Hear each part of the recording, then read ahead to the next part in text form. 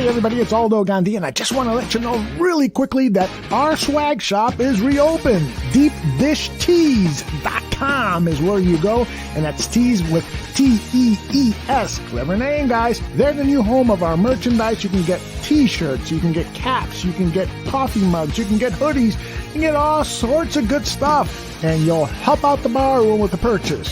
So head over to DeepDishTees.com.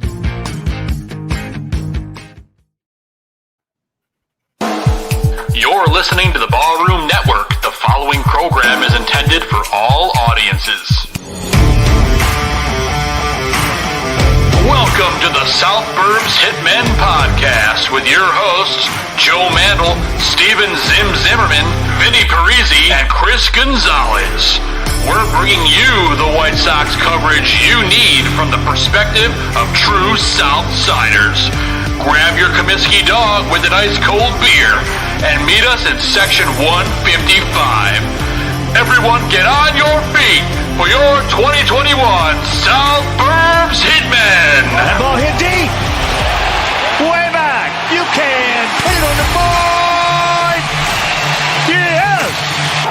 Jimenez in the air. Left field. He's your hero tonight. Thanks, Cubs. Over the head of Jenks. Uribe charges, throws, out! And the White Sox have won the World Series. Alexei! Yes! Yes! Yes! Yes! Yes! History! A perfect game by Mark Burley, and what an unbelievable play by Dwayne White. First pitch starts now.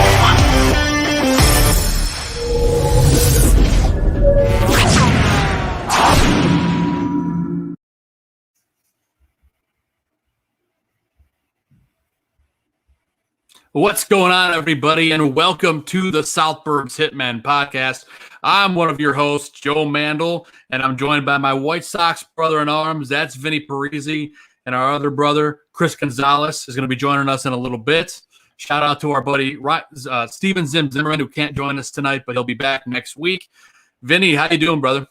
I'm doing good. Did you almost call him Ryan Zimmerman, like Washington Nationals Ryan Zimmerman? I did. I was just thinking baseball in the back of my head, and that's I messed up. Whenever someone has baseball on their head that much, I love it. Thank you. It's always in my brain. You can never escape baseball. So Vinny's here, and then now we have Zagonzo here. So life is good. We're going to talk some White Sox baseball. It was a rough week. We'll just leave it at that quickly.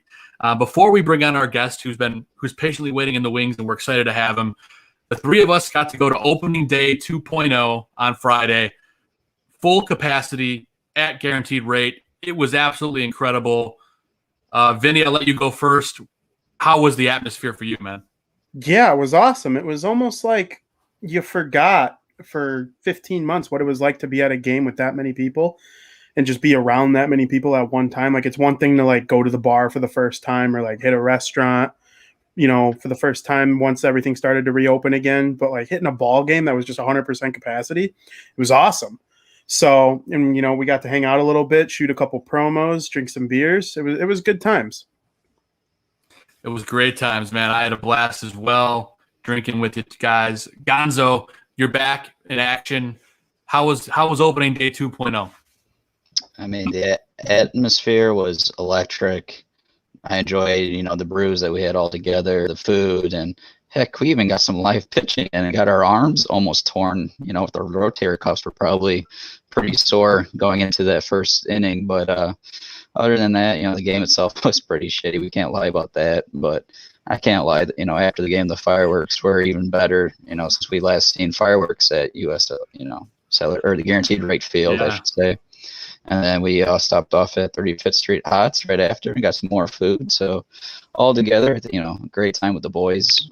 Can't complain. And, I'd love to do some more, but I know I'll be leaving shortly, and Zim will be joining you guys in a month here and out, I should say. Yeah. Well, lots to talk about. Heck of a week, heck of an opening day 2.0. Rough week for the White Sox. So we do have our guest here we're going to bring on, and we're going to talk about this week that was with the Sox. We are joined by our guest here. Let me get him in the main frame here. We're joined by Jason Kinander.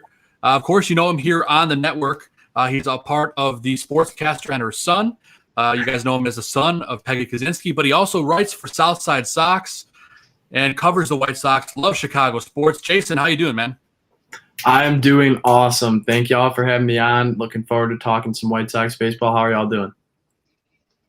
We're doing good, man. We're all doing a little bit better than this White Sox club. And I think we could all agree it was probably good we got a rain out today to get this funk out of our system. Am I right? Absolutely. Typically when the games get rained out, I'm so upset because I'm like, I wake up every morning, win or lose, I'm looking forward because it's just a new day. And typically when a game gets rained out, it's like it's worse than losing almost for me because I just enjoy watching the team play. And today was totally different because today they really, really, really needed it. And I was almost relieved to see that the game was postponed in the worst way possible. But they needed this one a lot. Yes, they certainly did. And Jason, as I mentioned, our viewers know you from the Sportscaster and her son. You're the son of Peggy Kaczynski, but you're doing a lot of great work now. And you just announced the other day you're going to be a part of South Side Sox. Talk a little bit about your White Sox fandom and the passion that you have for Chicago sports, specifically on the South Side. Yeah, people always ask me why I'm a White Sox fan, and I think the best answer I have is I really don't know. For about fourth grade, I decided that I was ready to get into sports, and as good as I remember it, I flipped on my TV, was looking for the first Major League Baseball games. I just wanted to watch it, and the first one that came up was White Sox Indians. It was the second series of the 2012 season, and I put it on, watched it, loved it, and I've been a diehard fan of the team ever since. Anytime I can possibly watch a game, whether I'm at home, in school, at work, with my girlfriend, with my friends, anytime I have my phone and a ball is being thrown, I'm probably watching the game. So Nice. Ever since then, I've just kind of hit the ground running, and the White Sox are my number one team for everything. Not much more to be said. I'm a diehard fan, always have been, always will be. Hey man, it's a beautiful thing. You're joining a group of diehards right here, and you're gonna give me a good answer to this one. To put it lightly, this team is in a bit of a funk right now, right? Oh yeah. So, in your opinion, what's wrong with the team, and how can they fix it? Well, there's a lot. First and foremost, the offense has just completely stopped producing, which I think we had coming. The series before the Tampa series, you could see that the bats were starting to slow down a little bit in that third game, in particular when Mendick made the error in the eighth inning that led to the 2-run scoring and the game being tied. Team just looked sloppy, whether it be at the plate, in the field. The relief pitching was exceptionally bad compared to the consistency that it's had at times this season. And I think that it starts with the hitting. You need your big dogs to hit. And that means Tim Anderson, Yohan Moncada, and Jose Abreu need to be contributing night in and night out. And the way the White Sox are rolling, they've been lucky to have one guy be on his game each night. So that's been the biggest problem, in my opinion. Secondly, the guys who were producing a little bit more than they should have been, or in the case of Yermin Mercedes, like galaxies more than they should have been, have just came back down to earth. Larry Garcia had a pretty good stretch, but he's back to being Larry Garcia. Yermin Mercedes had 2 1-for-30 slumps, which were pretty frustrating, but he seemed to have picked things up a little bit in game 2 yesterday, which is good.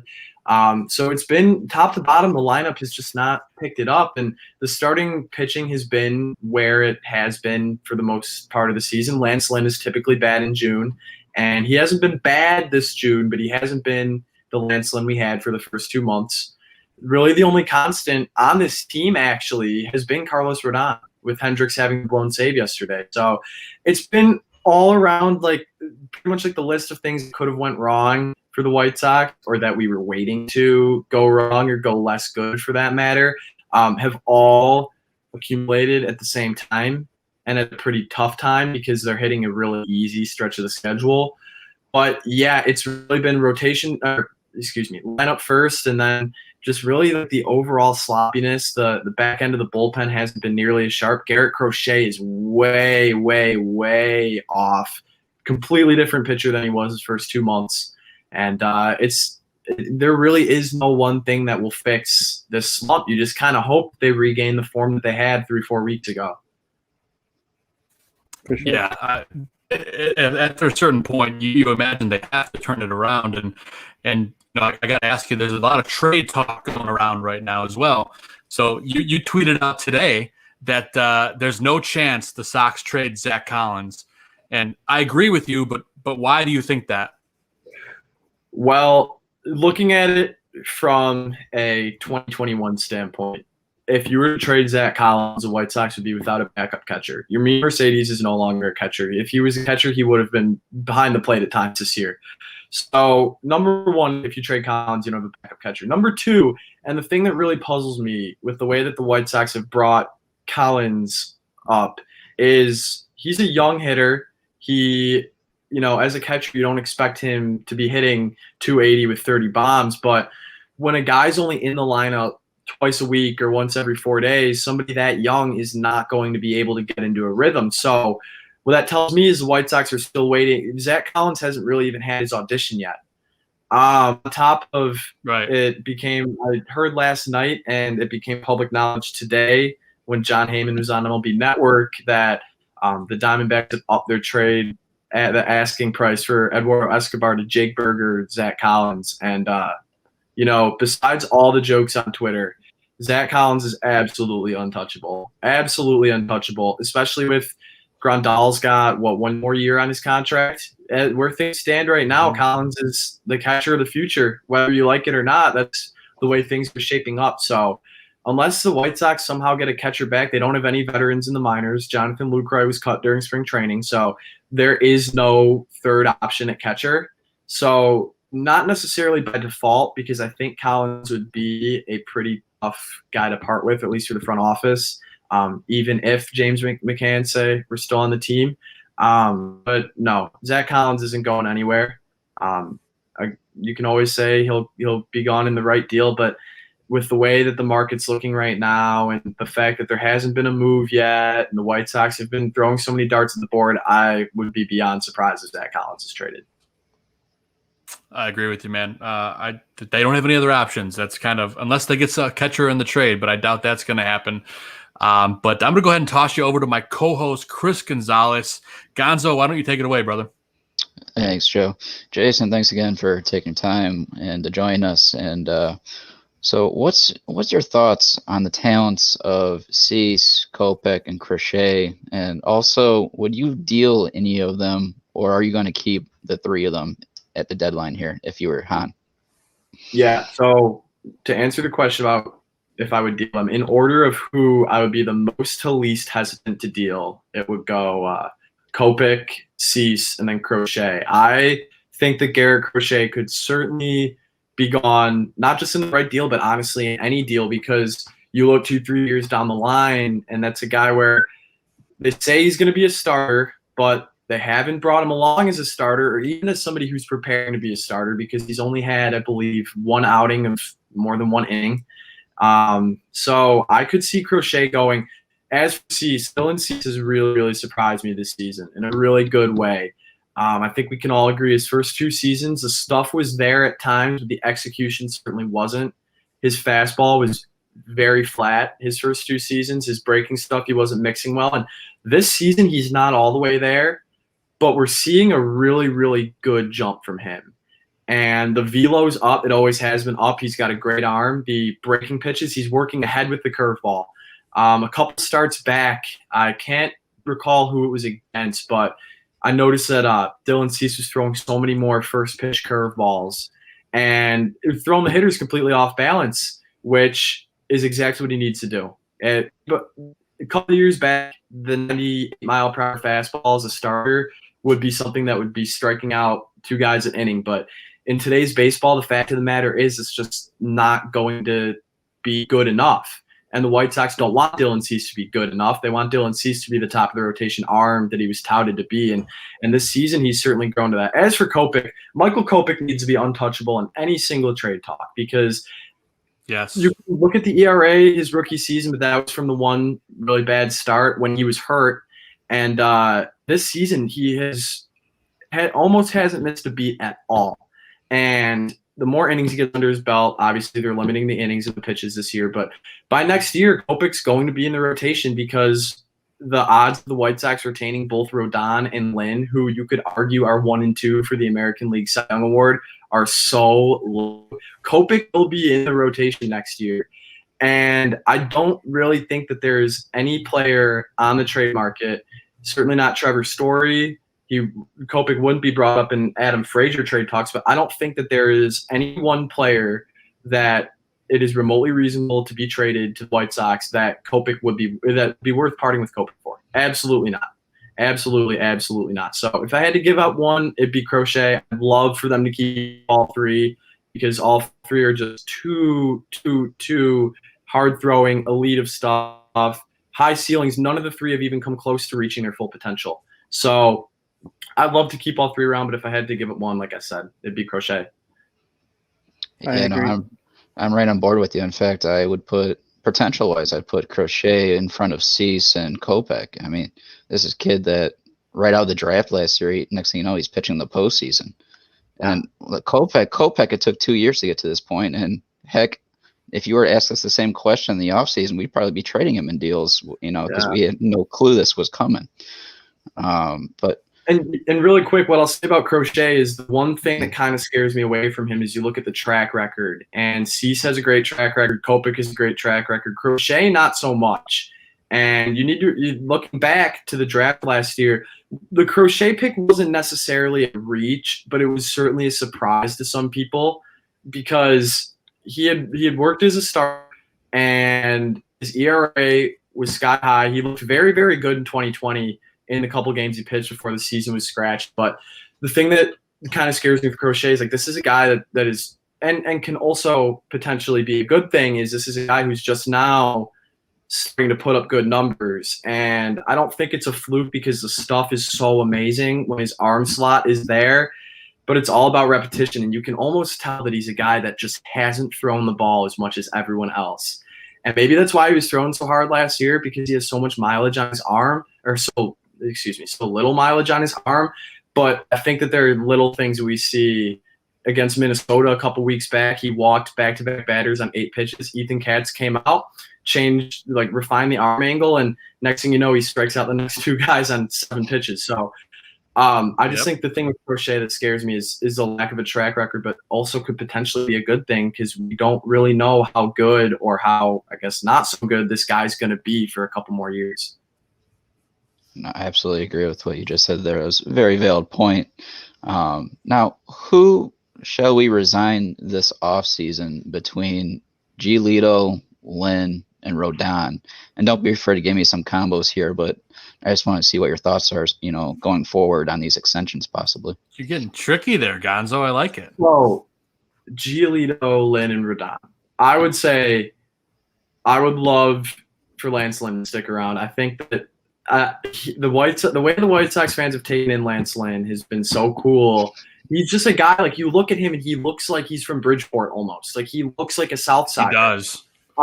He's a guy he's a great culture guy. He really doesn't care at all what people think, what the umps think, what the fans think, what the other team thinks. He's just going to go out. He's going to throw baseball as hard as he can, and he's going to let you hear about it. And I think that is the type of guy that the White Sox need to keep around as long as possible. So I would say number one priority needs to be locking up Lance Lynn.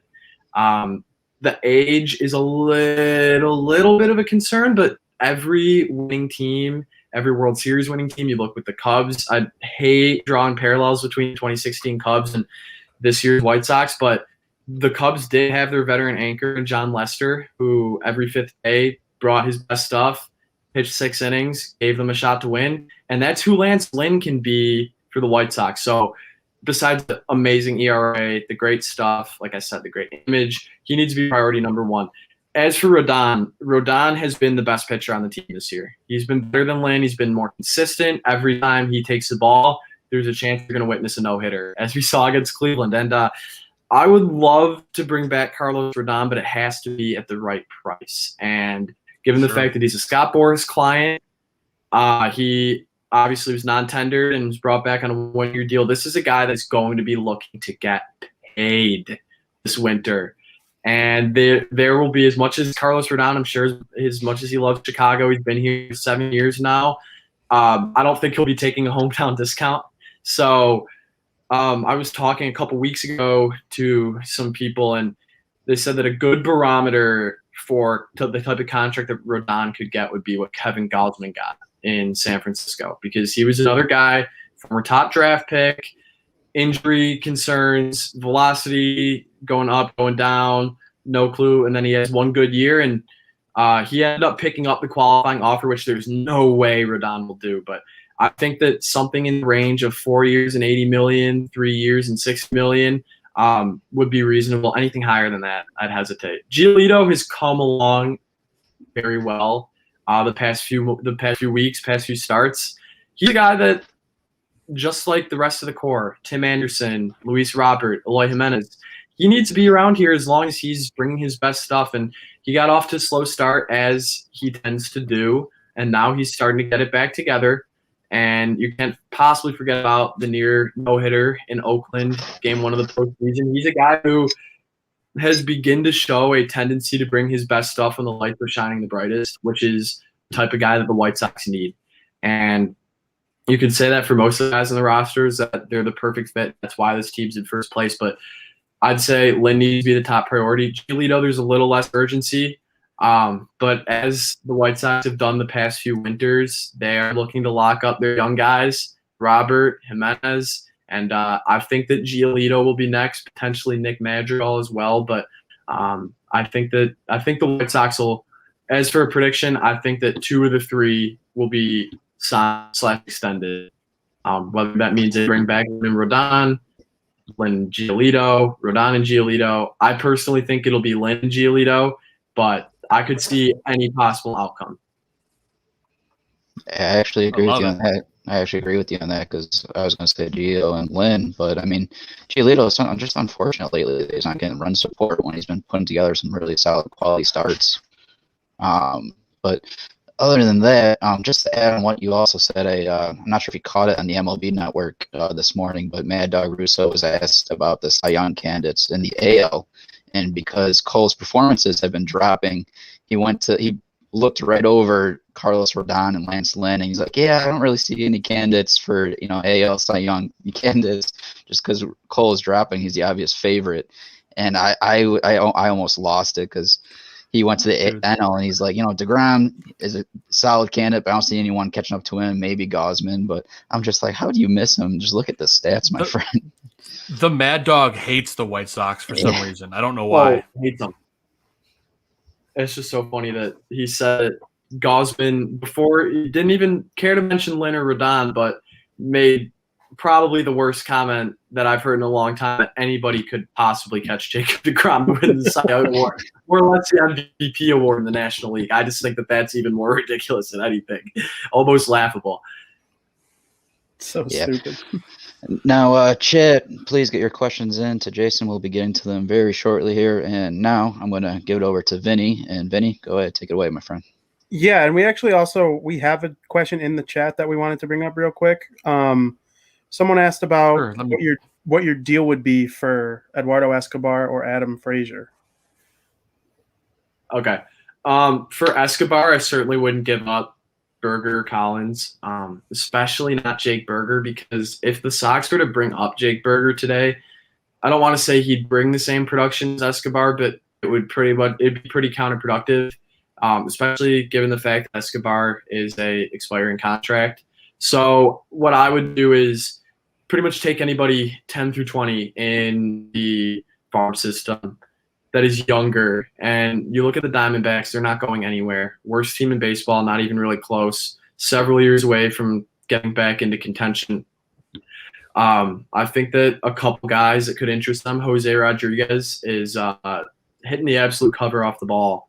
in AA, but is another guy. Like, you look at these middle infielders, and the White Sox are set in the middle infield for the greater part of the next decade. So, a middle infielder in the organization, Laz Rivera, Jose Rodriguez, Brian Ramos is a third baseman in high A. He has a great walk to strikeout ratio. But again, anybody, and the White Sox do not have a good history of parting with young middle infielders.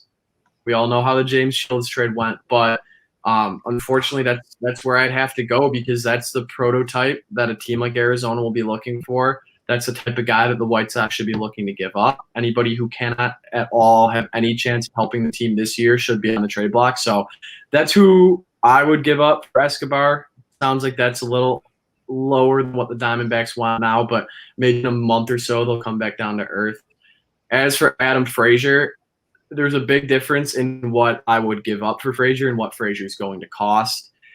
I would be very, very hesitant to give up Jared Kelly for Adam Frazier's career year, but anybody other than Jared Kelly, I think, should be on the trade block. Andrew Dahlquist, Matthew Thompson, Mike Adolfo, and people love to throw Adolfo in these hypothetical trades, but truth be told, his value isn't like a typical top 10 prospect in a farm system because of his age.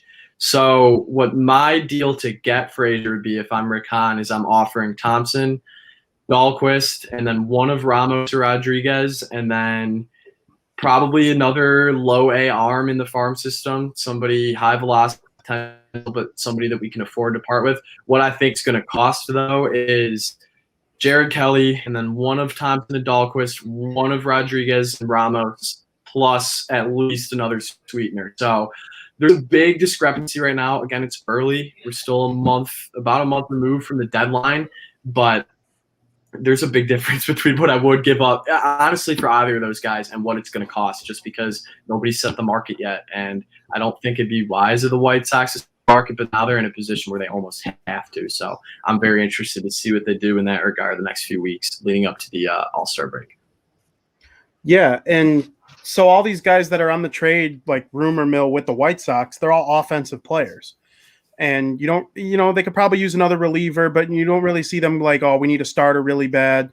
None of that's really going on right now. But they actually could have help on the way without making a single trade. And obviously that comes in the form of guys like Eloy Jimenez and Luis Robert. I think Eloy is going to come back a little sooner than Robert, if Robert comes back at all. We know Madrigal's gone for the year, but do you think either of them joining the lineup when they're healthy, they can hit the ground running? Because personally, especially with Eloy, I believe he can, just because I think he's such a talented hitter. I'd like to know your perspective on when this guy joins the lineup. Is he going to go back to hitting 290 plus, 300, hitting all these home runs? Like, what are your thoughts on that?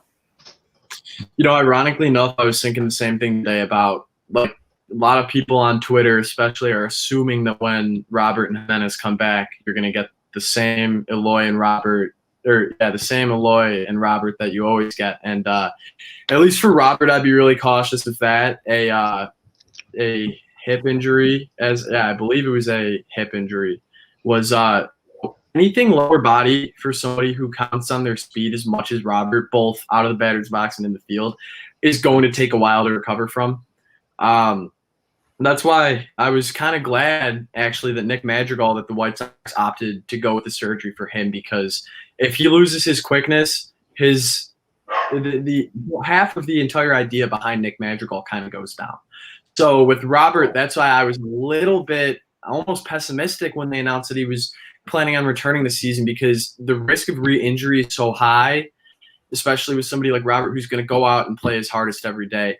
As for Jimenez, I think Eloy is going to hit the ground running, because with Robert, he started his season, was starting to get in a rhythm. He was hitting north of 300 when he got hurt, and now he's going to have to try to regain that form after a several-month layoff. As for Jimenez, Eloy is going to be prepared. He had spring training, but he hasn't faced major league regular season pitching yet. I think that he's going to get off to a really, really good start. Now, I have been a very, very big stickler on the White Sox need to add an outfielder, because I am part of the crowd that says I don't want Eloy Jimenez in the field, at least for the rest of this year, because He's young. He went up for a home run once, missed it, tore his shoulder. I have some horrible nightmares of him doing the exact same thing. So as long as he's got ice skates on and that's out really there. all he needs to focus on, I think he'll be fine. Robert, I'm a little bit more optimistic about, but talent is talent. And I think that by the time the playoffs come, both guys are going to be the same old Luis Robert and Eloy Jimenez that we're accustomed to. Absolutely. And speaking of injuries, I mean, we saw Abreu take one to the knee the other day, and he went down, and you would have thought that he literally got shot. That's how hard he went down, and he was slamming his helmet into the dirt. Going into that, he seemed a little banged up in general. He had the thing where he slid into home plate funky, running into Hunter Dozier trying to catch a pop fly. The umpire whipping a bat as leg while he's trying to get it out of the way for a runner trying to score on a different play. It's been a painful year for him. The production hasn't been quite what we saw last year, but he is like a top 5 American League RBI guy.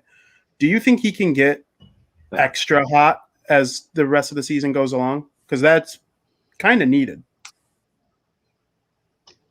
Well, there's $1 million question. That is what I believe above any acquisition, anybody getting healthy. I think that is what's going to make or break this White Sox season, is if Jose Abreu can be the Jose Abreu that he was last year. And he doesn't even need to be that Jose Abreu, because I think we all know that if the season was 162 games last year, Abreu probably doesn't win MVP.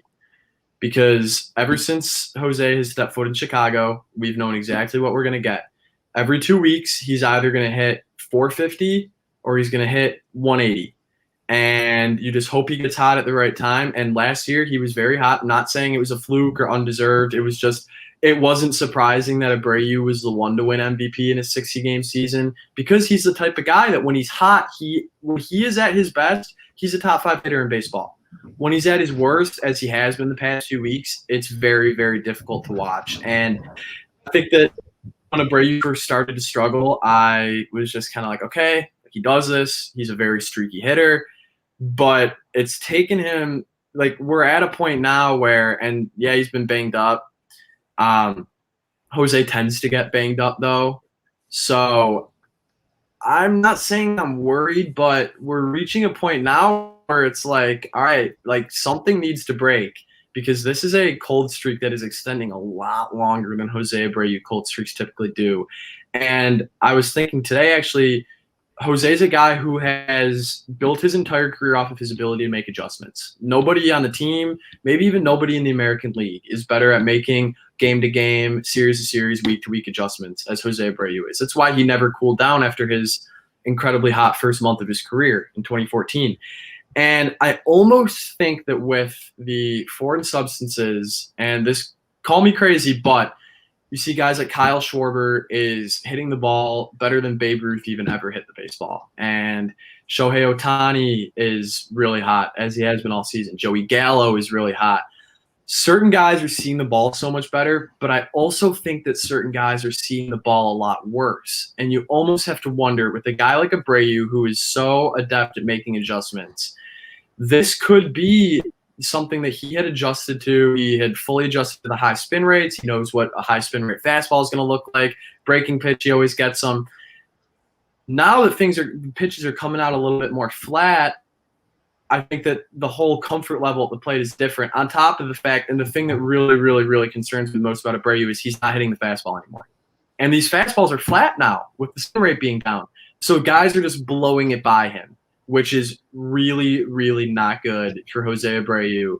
3-hitter, guy's got to be a good fastball hitter, has been for the greater part of his career, but I think that this season we're seeing a accumulation of too many adjustments, and it really hurts me to say age with Abreu, because came in as an old rookie, and age hasn't been something that's caught up to him. But if this continues, I think that we're going to start to have to talk about Jose Abreu's career starting to, maybe he peaked last year, maybe he peaked a couple years back.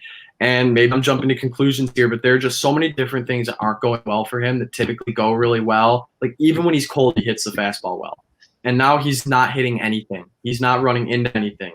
He's not hitting those hard line drives. Even like I remember Hawk used to say that when Jose would be cold and then he'd lace a foul ball, and Hawk would be like, that's going to get him going. And he figured it out soon thereafter, and we just haven't had that moment yet. And it's concerning. It hurts, and just really have to hope that Abreu can get healthy and get back in his rhythm because, oh, man, did the White Sox need him. So I'm assuming you would try to make one trade at least for some offense between now and the trade deadline. Well, they need a second baseman. As much as we all like Danny Mendick, I don't think anybody not on this podcast, not on Twitter, not in the ballpark would feel comfortable with him being the starting second baseman on a playoff team.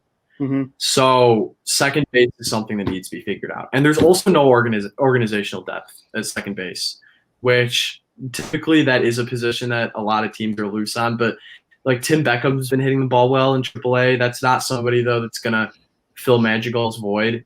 So second base is priority number one. Number two for me is the bullpen. This current bullpen is good when it wants to be, but in the postseason, you can't decide when you want to be good. You have to be good every single game. So the White Sox, my blueprint would be second baseman. You have to add a second baseman. You have to add a late inning arm, and then you need to add a consistent, doesn't even need to be a big name reliever, doesn't need to be anybody that costs anything. It just be somebody who will be healthy, will get guys out, almost a filler, somebody you can throw like an Evan Marshall type guy, but just a little bit more consistent than Evan Marshall, and somebody with a more defined role than Evan Marshall. So definitely second baseman, at least one relief pitcher. An outfielder would be great, but I do think that rolling into the postseason with an outfield that was an outfield and designated hitter position that's some combination of Vaughn, Jimenez, Robert, and Angle, I think you're looking pretty good there. But second base needs to be figured out, as does the back end of the bullpen. Yeah, for sure. I'm pretty much spot on with you. Offense is definitely the issue, along with maybe a bullpen piece or two. But I'm going to send it back over to Joe because I think there are some people in the chat that have a couple questions for you. Yeah. So the chat's getting pretty active here. I got an interesting question that none of us want to go doom and gloom, but we got a question. What do you think happens if these injured players don't return? Like you don't get an Eloy back, you don't get a Robert. I mean, what happens then?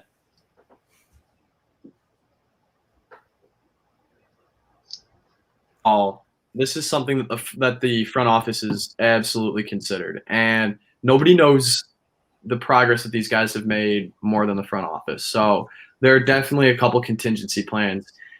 Kopech's returning. I'd say actually the only reason why he hasn't returned is because, one, the White Sox probably don't want to burn any of his innings or pitch limit on a rehab stint. And two, this kind of, I don't want to say it was a blessing in disguise, but now that Kopech has been on the shelf for a little bit, this gives the White Sox the opportunity to let him loose in the playoffs. Now, as for Robert, would not be very good if Luis Robert went down because now you need a new center fielder. Can't roll into the playoffs with Leury, or as much as we all love Billy Hamilton, he is not a playoff center fielder. So the worst case would be if Luis Robert didn't come back. Eloy Jimenez, I don't think a lot of people really know what we're missing with Eloy just because he's sort of a one-dimensional type player as a power hitter. And the contact hitting really came along last season, but his brand is power hitting. As for Eloy, if Eloy doesn't come back, I could see the White Sox going for somebody like Joey Gallo, who is going to completely fill up the power production that they've been missing. Be a little bit much better fielder, but same type of strikeout rate. You're going to get a kind of similar player in him, but he'd be very costly. So to be honest, if these injured players don't return, I think that it would be worse than any gut-wrenching loss. Anything that would be like the absolute worst case scenario because we're all banking on these guys coming back, Robert and Jimenez especially.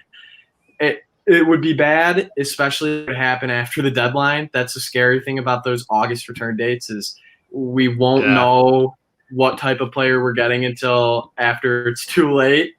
So that's the thing that really gets me. But to be honest, if these injured players do not return, I think that unless the White Sox do something crazy at the deadline and have some foresight on that, I think that it's going to be a pretty rough September and October. Yeah, I think we all agree we don't want that to happen, but I guess worst case scenario, we'll deal with it as it comes. One of our Gabriel in the chat room has got a good question for you as well. Do you think Abreu lasts 2 years before retirement? Gabe seems to think so, but what do you think, Jason? I don't think he's 2 years away from retirement. I think that so he's obviously going to play next year, and then I think that that's when the conversation will start. But Jose's been pretty tough. He's been struggling a lot recently, but I have full faith that he's at least going to come back to half the player that we know him as. And if he does that, he will be, I think that it's almost going to be like a Paul Konerko type of situation where he will be here as long as he wants to be here. Even past the point of anybody else having any interest in him, I think that as long as Jose wants to play, he will have a spot on the roster. And will that role diminish? Absolutely. I think to answer your question better, after 2 years, I think we're going to see less of Jose Abreu. Andrew Vaughn, left field now, first base in the future. So I think that I don't think these are his last 2 years. I refuse to believe that in my head and in my heart. And just logically, I think he has a little more mileage left. But I think that after those 2 years, we're going to start seeing the conversation roll a little bit about how much longer is Jose Abreu going to be playing Major League Baseball.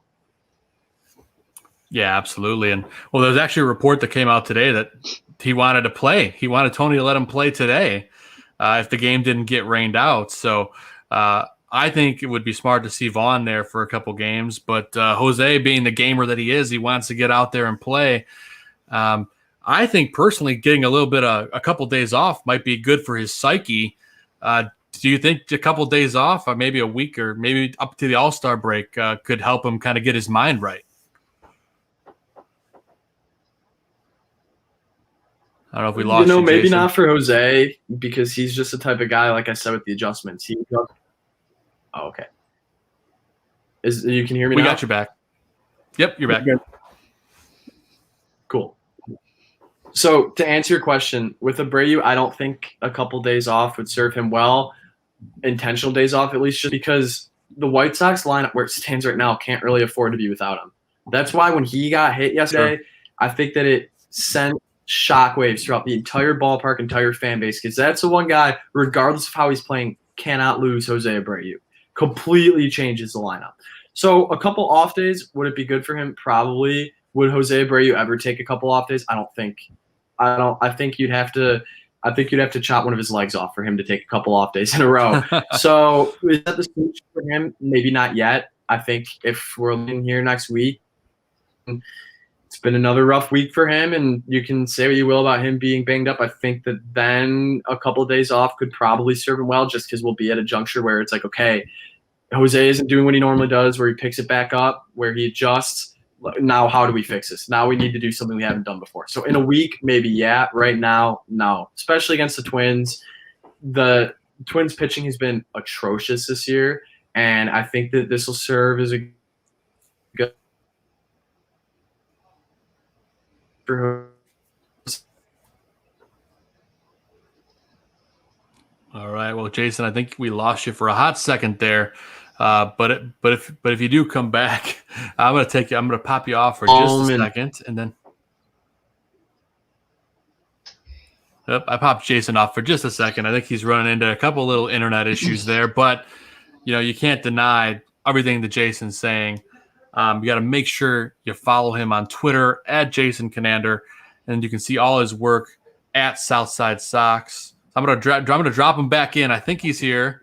Jason, can you hear us now? I think you're back. Yes, I can. All right, so we lost you for a hot second there, but that's all right. Now that we got you back, I was just telling everybody they could make sure they follow you on Twitter at Jason Kinander, and then see your work at Southside Sox on Twitter as well, and the website. Why don't you talk a little bit more about some of the stuff you have coming up soon, and where our listeners and viewers can check out your work? Yeah, so kind of two things. First, obviously, I'm very excited to have recently joined South Side Sox. My first article is up.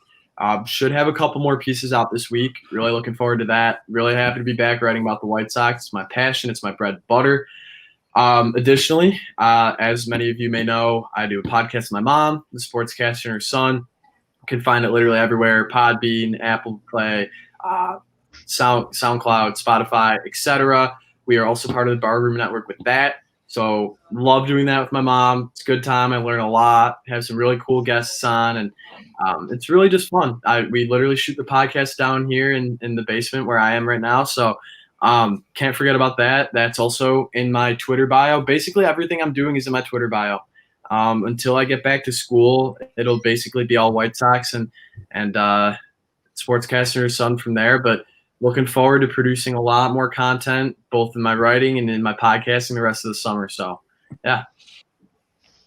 Awesome, man. Well, I think I speak for all of us when we say we'll have to make sure we get to catch a game at some point this summer.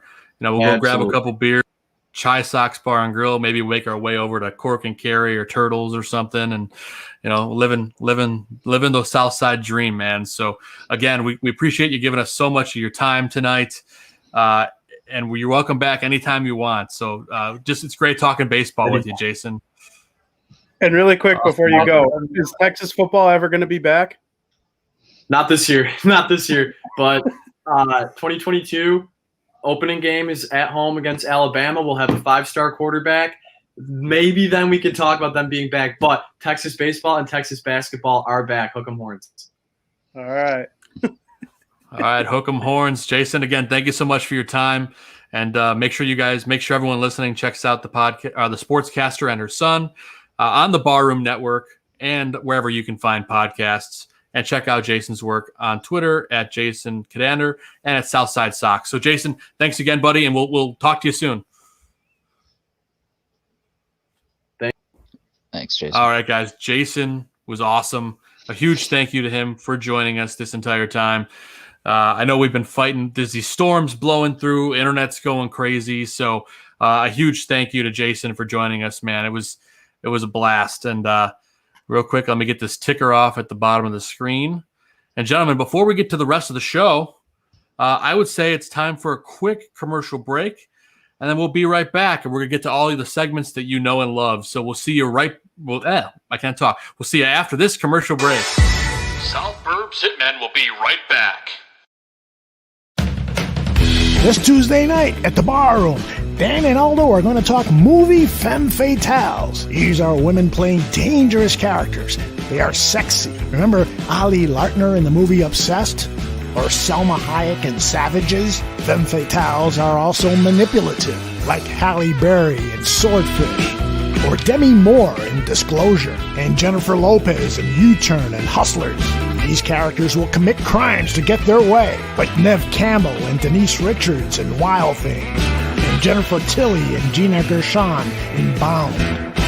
Who's your favorite movie femme fatale? Leave a comment below, or why don't you join us at 7:30 Central live and interact with us. And we've got a special guest who will bring her favorites, Rachel Van Horanje. Can't catch us live? Then watch on demand on YouTube or wherever you get your audio podcasts. It's Tuesday night at the Barroom. Dan and Aldo bare their souls.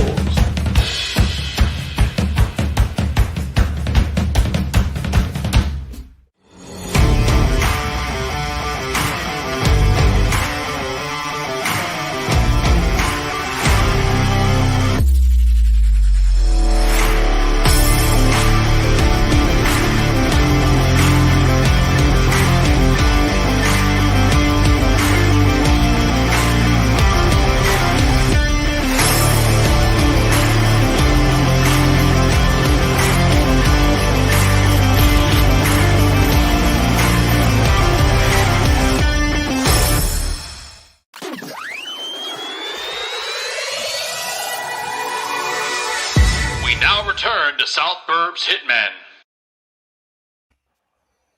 All right, boys, we are back after that quick commercial break. Again, a huge thank you to our guest, Jason Kinander. Make sure you go give him a follow on Twitter. And he's just an all-around great guy, so we appreciate his time. Vinny, I know our buddy Gonzo is joining us back as well. Let's break down a little bit more about what we were talking about at the top of the show. So we had a rough week, okay? So we went 1-1 against the Pittsburgh Pirates, who are not very good. And then we went 1-2 against Seattle. So that was rough. We were there, of course, for that Saturday. Well, actually, you were there Saturday. You were there Friday and Saturday, although Saturdays got rained out eventually. It was a rough game on Friday night. No one can get it going offensively, and the pitching just wasn't there. It was a tough week. What's your diagnosis of what went wrong over the last week and change? Yeah, so I want to say the Houston thing. We've obviously had a show since then, but that was a team that was just crazy hot. Like, sometimes you're just going to get swept. Every team gets swept. The 05 White Sox had an 0-7 stretch. The 2016 Cubs had a 5-15 stretch. I'm just bringing up those two teams because they're the teams our audience most likely knows the most championship-wise. I just think sometimes stuff like that happens, right? So then you get to the Pirates series. Well, in the Pirates series, they won the second one, but in the first one, they actually had a lead late and then they blew it. So, Yasmani Grandal, credit to Tony La Russa for recognizing that was a time to pinch hit for him. I had an issue with him not starting, with it being a pitcher on the mound that he can do damage against, but he made up for it by pinch hitting at the right time. And it's not anyone's fault other than, the pitchers that the lead slipped away late. So that's a 1-1 series split against a bad team. Okay, I can get over that. Then you run into Seattle. Seattle is hotter than Houston. People don't even realize it. I saw people commenting on articles and stuff. Oh, Seattle sucks. How do we lose? Like, Seattle does not suck, at least right now. I don't care what their record is at the end of the season. They're playing like a contender right now. Sometimes that just happens to bad teams. Just like a good team can go on a slump, a bad team can go on a rage. And that's exactly what Seattle's doing right now. They were beating anyone. Mitch Haniger, he's going to hit this France kid. Oh, that guy's awesome. We're learning about some of these guys. Their pitching did their job, and the White Sox took 1-3. And as bad as it was over the weekend, the White Sox actually gained a half-game lead on Cleveland over that horrible weekend. So it's not all bad. They're treading water without two superstars. We'll see if they can continue. They need those guys back. We asked Jason, or our chat asked Jason, what will happen if those two don't come back? Well, if those two don't come back, they're not a World Series contender. The contingency of them being a World Series team was all of this talent coming up at the same time and elevating them. Well, you got Kopech. He's here. You got Giolito. He's here. Abreu was always there. TA is as good as any shortstop in the league, but you're missing two of the key pieces. You saw people with the shirts that listed all the prospects, and the two right at the top were Robert Jimenez and, of course, Moncada. Moncada's there. He's in a little bit of a slump right now, but not worried about him. So it's just a long answer of it was a rough weekend, but how worried can you be based on the circumstance of the opponent and the circumstance of our White Sox? Yeah, absolutely, man. It was one of those weekends that you just got to quickly get over it. You can't linger on it. It's not going to help anybody, and you just got to get back to work. They got rained out today. They have potential of being rained out again tomorrow. I think for sure we'll get a game on Thursday, but I'm just interested to see. Today's rain out, by the way, got rescheduled for July 19th. So when that game comes around, we could be a totally different team and maybe firing on all cylinders. So hopefully they can play tomorrow, but another thing that's kind of go ahead. There were a lot of meteorologists on Twitter today too. I noticed it's not going to be raining at game time. And then it came out that Mrs. Reinsdorf passed away. Our condolences to her and the Reinsdorf family. I don't know if you guys noticed that before it kind of was announced not long before we went live. So all those things, the White Sox need a day off. Yeah, no, I did not catch that before we went live, Vinny. So I do appreciate you dropping that bomb. That's a good one. Well, I mean, our heartfelt condolences to the Reinsdorf's family. But what I mean is that's a big piece of news, and of course, I'm sure that was a factor as well. So yeah, that's really sad to hear. But keeping things moving along with the White Sox conversation, we talked about the Eduardo Escobar potential trade coming to the White Sox. They're asking too much right now. That's basically what it comes down to. But on the other side of the spectrum, our top pitching prospect, aka a guy who's been up with us a good chunk of the year, and Michael Kopech, he was a top prospect. Now he's up with the team. He's pitched a simulated game, did well on Friday. He's close. He'll be back probably in the next few days, maybe even tomorrow. I guess we'll find out. Gonzo, how big of a difference is it going to be having Michael Kopech back in that bullpen and able to do some spot starts? It's a huge difference. I mean, we were just talking about, with Jason with the trade deadline coming up, what his priorities were. I might disagree a little bit with going second baseman as your first priority, but he did mention in there, relief pitcher. And with Kopech coming back, you may not have to trade for a relief pitcher with using him in high leverage situations. Because you also have to, don't forget that Ryan Burr right now out of the bullpen has been really hot. And this is a guy that, the big leagues haven't seen too much, and he's flourishing right now in these performances. And he can, these performances kind of remind me of last year in the shortened season with, Matt Foster and Evan Marshall just going off. And now this year we have, Ryan Burr going off. Birdie got banged up, but I really liked what we've seen out of Burr so far. So with the addition of Kopech and Burr, those could be two solid right arms that can help with these scenarios with, Foster and Marshall struggling as our righties. I always say regression to the mean because it's absolutely true, how these relievers go from year to year.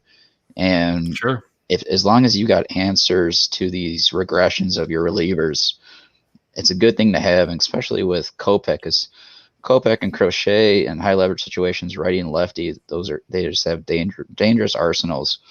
Granted, it seems like Crochet with his limited innings, and it really looks like the injury has affected his impact with his potential this year out of the bullpen. It just seems like he's been hampered by it, and he's slowly progressing with it. But that's why we as fans, we have to be patient. We have to enjoy the marathon and not the sprint. And that's because we get to watch this progression slowly and surely. But as far as, Kopech coming back, I do agree with what Vinny brought up in the Jason conversation with, since they're limited in his innings, you probably won't see him on DL Sprint and AAA. They're probably going to, get him in quicker than that. But yeah, when Kopech is back, it's an absolute, must in our bullpen. And we probably won't need a relief, which is going to save us resources with other moves like right fielder and second baseman. Those are two main priorities. And if you get those two, let's say with the question that I know Rena brought up with what happens if, Robert and Jimenez don't come back. Now that question in itself, it's a rough one because, yeah, we do need that power, but at the same time, we can still go pretty far without the power by our pitching staff that we have with the rotation and the bullpen. That will keep us in close games and deep into October. And you have a World Series coach to help with the old school ball to get those, potential to get those crucial runs that you need. But again, it depends on how Han attacks those trades at the deadline, because you do need, let's say at second baseman, they get Escobar, in right field, they get Starling Marte or Charlie Blackmon, one of those two guys. Part of the reason, I know you, right out of the commercial break, you asked about this the past 2 weeks, and, it's not about who you play, but when you play them. The Astros were just scorching hot. And not only are they hot, but they showed other teams a scouting report on us. With Abreu not having protection in the lineup, you can pitch around him, and that just dampens the lineup that much more because we're not deep in the middle. So if you can get some resources to come in to help that lineup a little bit more, to get a little bit more protection, to move the lineup around, the lineup becomes a little bit more dangerous than it is right now. And that could be the difference of getting back that spark on offense to go along with our dangerous pitching. So that's what I see at the moment. Yeah, absolutely, man. And let's get digging into the rest of the show. We're going to talk about our buddy Tony La Russa. How'd he do this week? Well, that's what we talk about in this segment.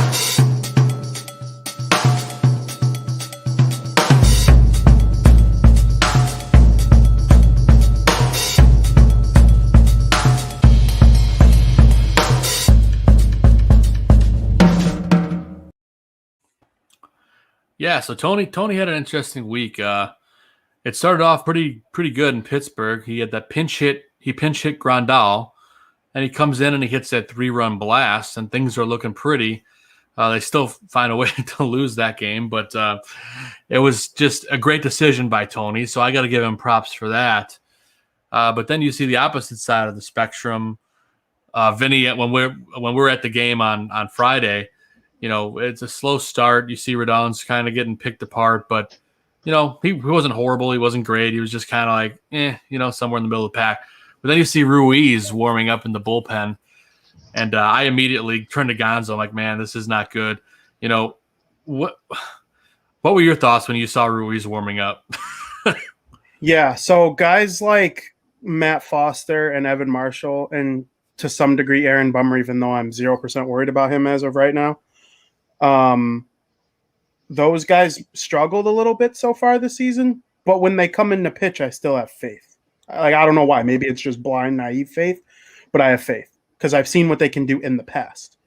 But with Ruiz, the thing I gathered from the minute the season started, and we're talking back in April, when Ruiz comes in, it's always when they're down, and it just feels like a game they're going to lose. Now, you get into Friday, and it's the first game at 100% capacity. Place is buzzing. Guaranteed Rayfield was drunk on Friday night. And, people are doing their chant. And what were they? They were down 2 or 3 at that point? 3. And Ruiz comes in. Really? You're down 3. If that's your guy, he's the worst pitcher in your bullpen, stuff-wise. He's had his moments this year. I'm not going to completely rag on the guy. He's not the worst thing I've ever seen. But if he's your guy that you put in when you're down to eat some innings and this ball game's over instead of using a position player, you can't be bringing him in at that point in time. Now, I'm not at the point this season where everything Tony La Russa does annoys me. It just hasn't been the case in over a month now. But that was something I would not have done if I were the manager. I'm never going to be. I didn't like it at all. It seemed like they were kind of giving up. And they probably weren't. He probably wants to know what he's got in guys like Ruiz and Burr, and they're all going to get their chances. It's not the last time he's going to come in with a slight deficit or a slight lead. But I don't know. I wasn't a fan of it. It seemed, and of course they tagged him, pretty much put the game. When the White Sox offense is cold like it is right now, it feels like a 5 or 6 run deficit is insurmountable. So I wasn't a fan of the move. Yeah, it was a tough one. And then Gonzo, I got to ask you, because I don't know if you saw the video. I've been trying to track it down in the background, but I have not had any success. I can get it to you if you'd like. Yeah, if you could quickly send me a link, I'll pull it up in the background. But I don't know if you saw the video. There was after the win the other day when Mercedes had the nice hit. There's this weird thing that Tony La Russa started slapping Yermin, and it almost looked like he's pissed off, like he's gonna crack him in the face. I'm curious your thoughts on it if you've seen it. Yeah, no, I saw it right away. I like the little, the spanter that they have with each other. I mean, I don't think he's lost the clubhouse when he's messing around with them on the field like that after a win. I mean, that's a man. You got to spicing up the mood when you're going through, a tough week like they are, and they just beat them in that third game in the second day of that the second game of that doubleheader. But to go back to what Vinny was saying, I'm actually on the opposite end of that. This is also the 5th inning that they removed Rodon. This isn't the 7th or 8th inning. So you need your bullpen to, eat up innings when you're down by 3. And let's say if they did put in their high leverage guys in there and blew their pitch counts out for that game, you can't really use them the next day if you need them. But what are you going to do in a situation where you're still going to lose the game by 1? It'd be a 4-3 game if you bring your relievers in, high leverage pitchers in, I should say. So I absolutely understood it. Joe, you looked at me in that situation, like you said, and I just looked at you. I'm like, yeah, I get it. Like, your bullpen needs to eat up innings because your pitcher couldn't get past the 5th. I mean, and he's just struggling. Like, me and you both were watching the pitch count roll down from the first inning. It just kept going up and up and up. And you said he's lucky to get in 6, and I said, "Well, Joe," I said he'd probably get in 5. You said he's going 5. Yeah, you were right. I understood that situation, and they've gotten out. They, like Vinny did bring up, they got us out of those situations before. So Ruiz, Birdie, whoever, Birdie got us out of a situation in Boston. Ruiz has done it several times. Burr was going to come up right after Foster. So I get it, what happened in that series. It just sucks because we had no spark. Maybe I'd say this, maybe if the offense was even average of lately or doing well, then maybe you would have seen a high leverage, reliever coming into the game because, Tony would know that, we can come back easily. I just think he already knows the situation. But yeah, here's the video. And gosh, I was laughing at this when I saw it on Twitter. Yeah, I saw it over and over again. And I was like, just look at Tony's face. I know he's playing, but man, he looks like he's freaking pissed off. I feel like right when the camera cuts away, though, he lays down the biggest smile. Like you could kind of see it coming, and then the camera cuts away and restarts the video. I personally couldn't think that this is a more playful video because he was the best player in that game. Talking about your mean, he was the most productive offensive player. Zach Collins had 1 more RBI, but Mercedes had 2 runs scored to Collins 0. But either way, it was one of those two. You could pick your poison. I loved it. It kind of showed me like, they are cool. It wasn't that Mercedes that like a month ago Twitter caught after a victory that he went after Tony's nipples like in the victory lines. Like these guys are just having fun with each other. Yeah, for sure. I could watch this all day. Me too. Put that video on my Twitter. That's going to be the whole rest of the show. We're just going to play this video for for the last 45 minutes of the show. Not really, but I was ready. If that's what you're in. Hey, if that's what you're into, hey, I'm not going to stop you. All right. Anyway, I got to get that off my screen because I'm going to start cackling if I keep looking up there. But to get the that's it. To get the show back on track. The last thing I wanted to bring up, guys, is something that really kind of resonates with me.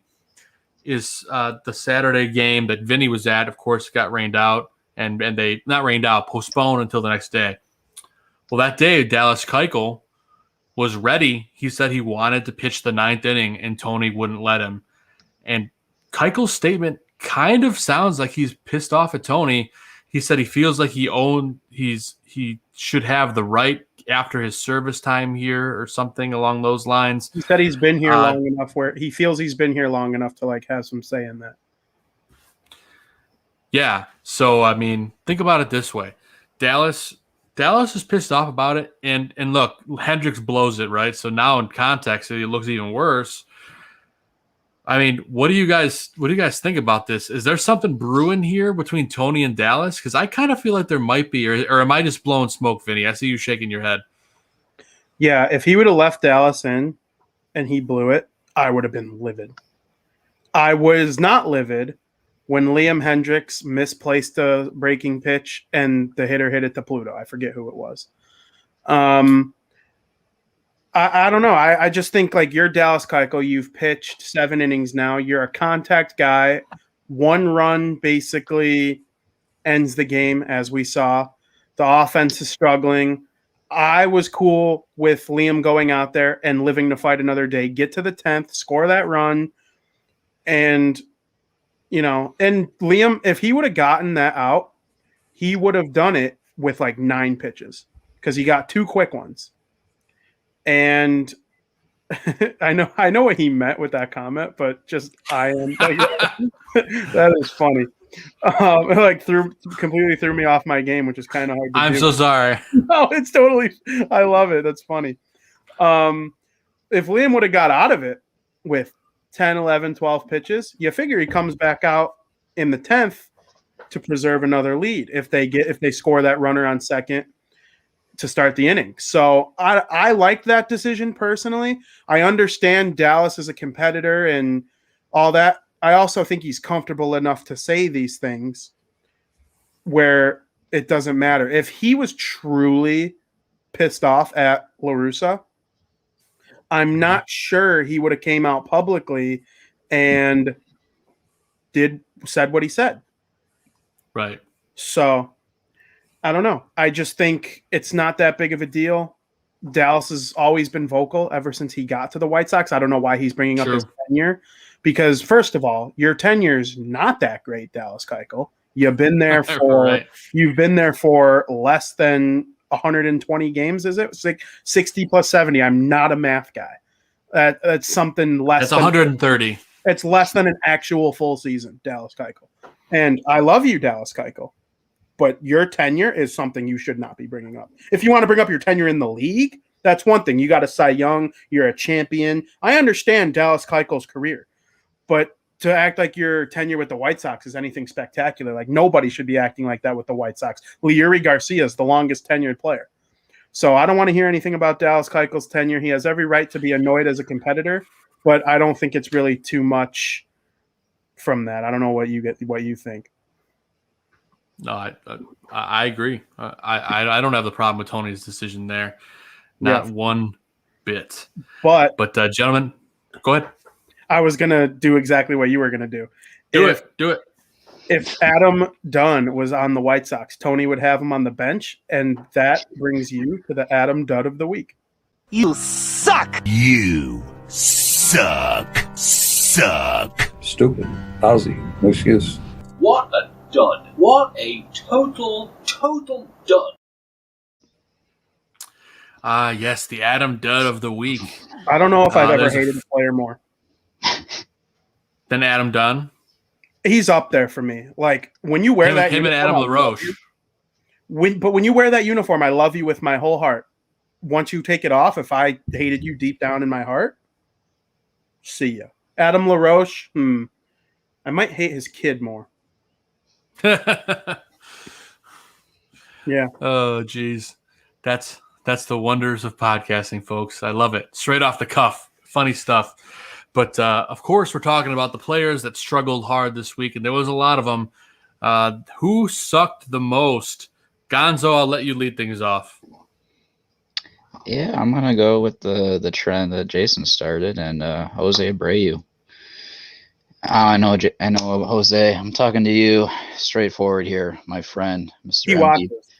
Yeah, I know he does. He's been hard on me lately. But Pito, I'm sorry, my friend, and you're going to be upset about this, but you're my Adam Dutt of the week. I mean, last week I told you that you got to get this offense sparked, and they're relying on you, and it's the truest message we can tell you. And I understand that, like I said a couple of minutes ago, that you're missing your boys from Cuba, Robert and Jimenez. You're missing 2 power bats, but you're the MVP. You got to spark this offense, and you got to be patient with that at bat to bring those pitchers back into the zone. I know I looked at Joe during the game on Saturday, the first 2 rounds through the lineup, and I'm like, Joe, these guys are swinging at everything. They're not, there's no patience at all. And the lefty, we should be banging on him like we did in Seattle.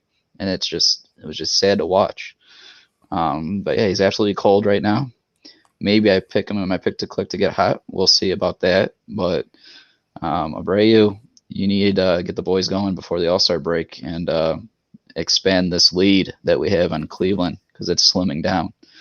And, maybe Han will help you out with some spark plugs of trades coming up. But in the meantime, we need you and this offense rolling. You and Timmy need to get those engines rolling. So that's right, man. All right. Abreu.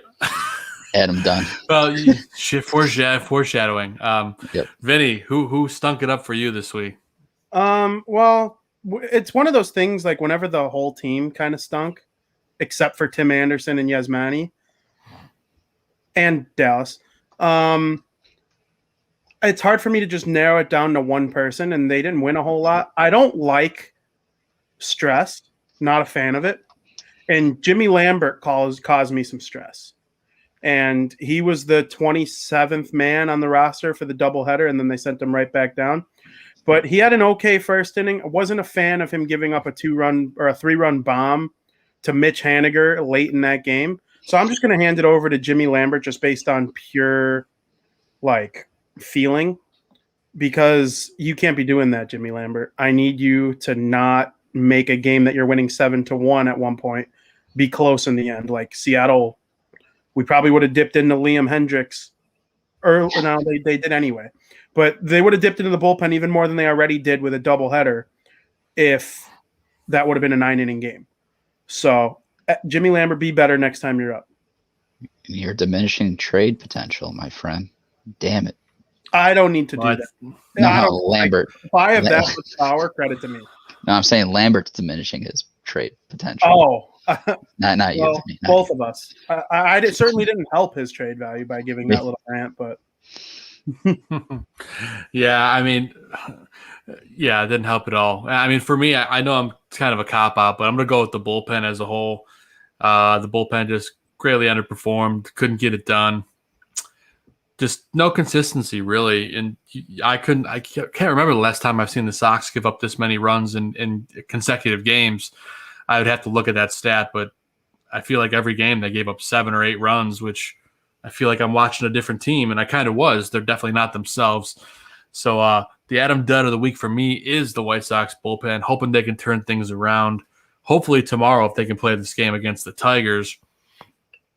Twins. Sorry. I'm thinking to the weekend already. Wrong last place Midwest team. Yeah, easy squeezy. Twins, Tigers, whatever. It's nice to say that the Twins are in last. Yeah. Yeah. Oh, yeah.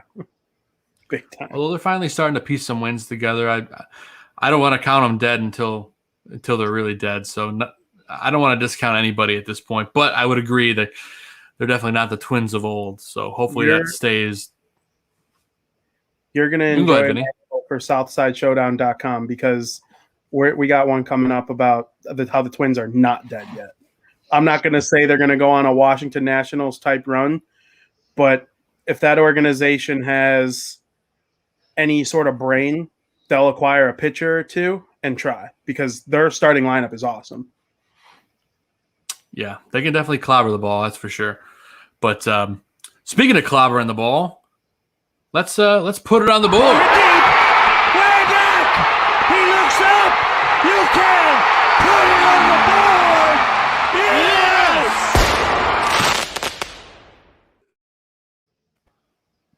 Well, it's hard to think of a lot of players that really tore it up this week. You can really only mention probably 1 or 2 names. And I think the name that comes on top of everyone's mind is Yasmani Grandal, continuing to clobber the ball. Of course, he's not hitting for the good chunk of the season. Now he's hitting, and no one else is hitting.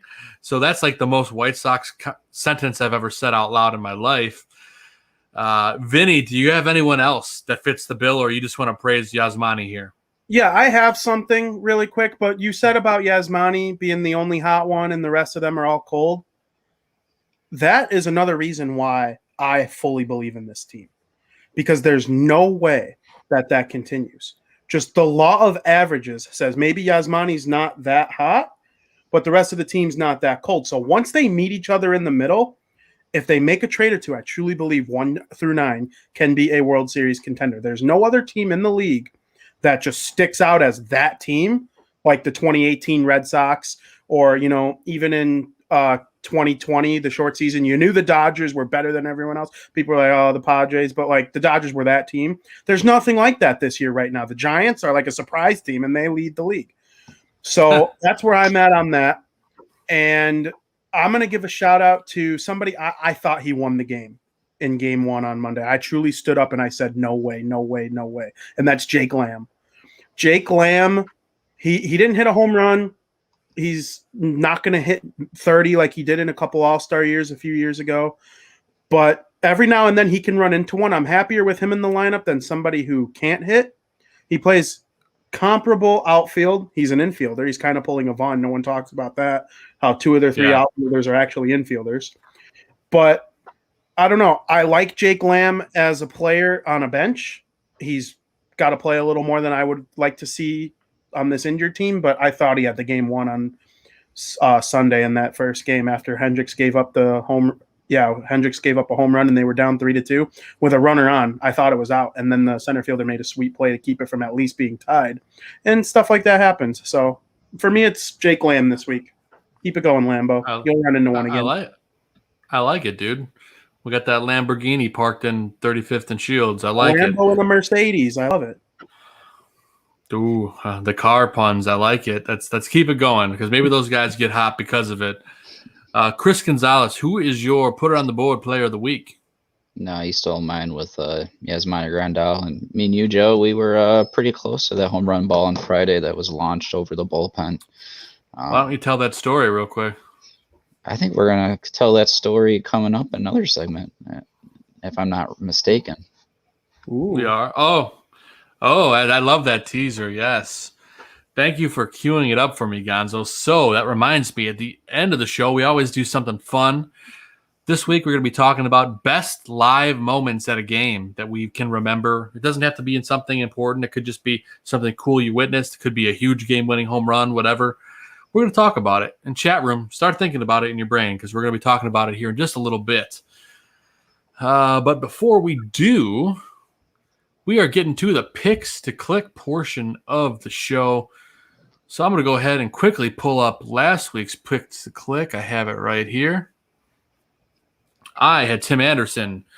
Zim had Yoan Moncada. Gonzo with Vaughn. And Vinny went with Jose Abreu. Here's the stats, guys. This week, Tim Anderson, 6 for 21 with bat 286 with 1 ribby, 1 stolen base, 3 runs scored, 6 strikeouts.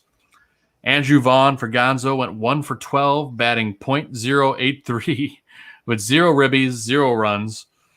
Vinny hit Jose Abreu went 2 for 13 with 0 RBI, 1 run, 1 walk, 6 Ks.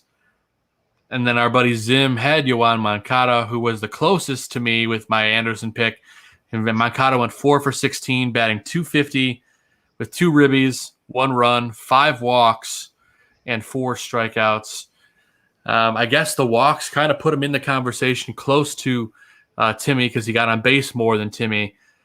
I don't know, guys. I'll let you two decide. Do I give this one to Zim, or do I claim it for myself with Anderson? It's close. I would Anderson had a better.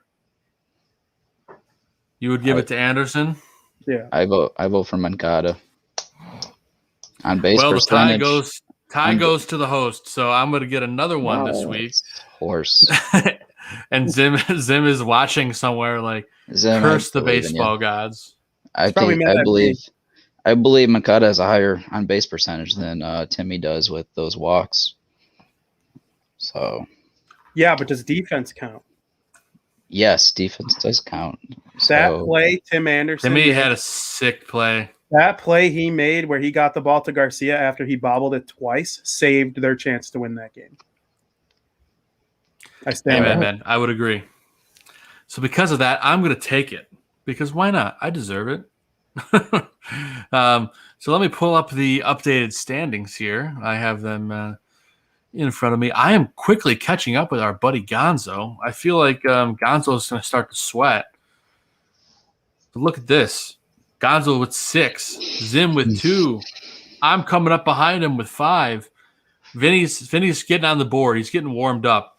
He's going to pull it off like me. There was one point where I was like 4 or 5 behind. So I feel like Vinny's getting ready to rip off a hot streak. So I know Vinny's coming after us. So we'll just keep that in the back of our mind. But let's get to this week's pick to click, shall we? So who are you going to – actually, I won. So I guess that means I get to go first. I'm going to cheat a little bit, and I'm going to go with the guy who's red hot right now. I'm going to take Yasmani Grandal. And then I got a text from our buddy Zim, who's unable to join us tonight. He is going with Tim Anderson. So, recap. I'm going with our buddy Yaz. Zim is going to go with Tim Anderson. Vinny I'm gonna let you go next because you gotta get a W on the board. Who are you taking? Yeah, so I'm gonna try and get my first W with my personal. I don't even know if I've ever told this on the show. My personal favorite White Sox position player, and that's Yoan Moncada. I'm gonna take our third baseman. I'm gonna listen to Desastre Personal every single day this week because he's an international pop star, and I low key love that song. I don't even speak Spanish, but I love that song. And I sing every word. It could be saying like horrible things, and I would have no clue. I sing every word. Yeah, I have no idea what he's saying, but I like it. All I know is Desastre Personal means personal disaster, which I have been a personal disaster on the pick to click, so it's only fitting. And I'm going to take our third baseman superstar, Yoan Moncada. Vote for him in the All-Star game. He deserves it. My favorite song. It's literally my favorite song right now. I bet if I go on my phone, it's one of the more recent songs played. There you go. Yeah. And how many players can say they have their own song as their walk-up song? That's so sweet. He's probably the only one, right? Yeah, What's I mean, that? You got to be like a certain level of baller to do that. He's definitely a baller. He definitely wears sweet Hawaiian shirts. Look at the cover art for that. If you can get I love it. glare off. Absolutely love it. Yeah, I mean, you can't go wrong. Yoan, that's on Spotify, by the way. Go support our buddy Yoan. He needs more money. Why not? Mm-hmm. It's actually all right, Gonzo. Well, yes, I know. He'll get his money. Oh yeah. I think he's doing okay. Mm-hmm. All right, Gonzo. Gonzo, who you going with? Well, since all my selections were basically stolen, I'm going. That's what you have to deal with when you go last, but that's okay. I'm all in it for the game, the competition, and I kind of teased it earlier, even though I really wasn't going to go with him earlier. But now that I'm kind of forced to in this situation, but the MVP, Jose Abreu, he's going to definitely turn it around for me because Joe's catching up to me, and I know personally that Jose is not a big fan of Joe, so. Really? Mr. Jose Abreu, the MVP, he's going to turn around and, we'll see Joe in the distance waving to me as I get on the train and I'm off to running again. So, Jose Abreu, you are the MVP, the former MVP, and you are my pick to click. In a plot twist, Jose Abreu doesn't play any games at all this week. But no, I hope he does. But yeah, recap, I'm going with Yaz. Zim's going with Anderson. Gonzo's going with Abreu. And Vinny is going with Yoan Moncada. Lots of good stuff coming. I feel like Vinny's getting his first. I don't know why. I just get that vibe. I guess we're going to find out. But yeah, I'm putting this down. I saved it. And now we can get to the meat and bones, the final chunk of our show, which means I need to pull up the schedule in the background. So I'm going to quickly do that as I stall here. But this is a segment coming up where we talk about the week coming up in what is probably the least surprising segment name called White Sox Weekly.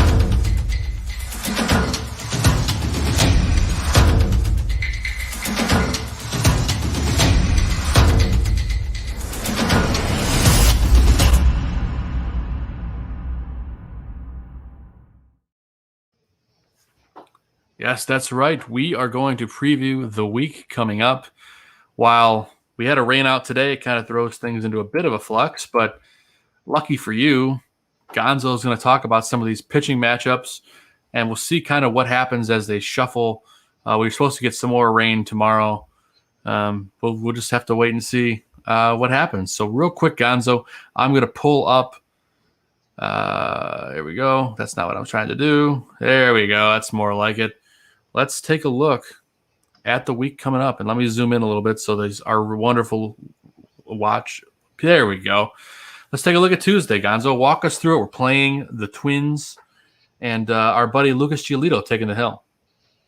Yeah, no, we were supposed to see this matchup tonight, but like you said, it got rained out. But so we do have 4 games. Well, now it's 3 games to begin the week, and then another 3 games to end the week in Detroit. Yeah, Minnesota and Detroit. These 3 matchups are going to be tomorrow, Giolito and Maeda. And we'll see how Maeda is because he's just coming off of injury as of lately. So hopefully we can bat around on him maybe. And then we got Cease and Obar on, that would be Wednesday. And then for me personally, this is probably my game of the week if it hangs out to be true. And that's going to be Rodon and Barrios. And those would be the 3 games. Sadly, it won't be 4, so we can't split it if we do have a bad series here. But in those matchups, like I did say, Rodon Barrios, that's my game of the series to watch. 2 absolute studs go at it. Rodon, Cy Young contender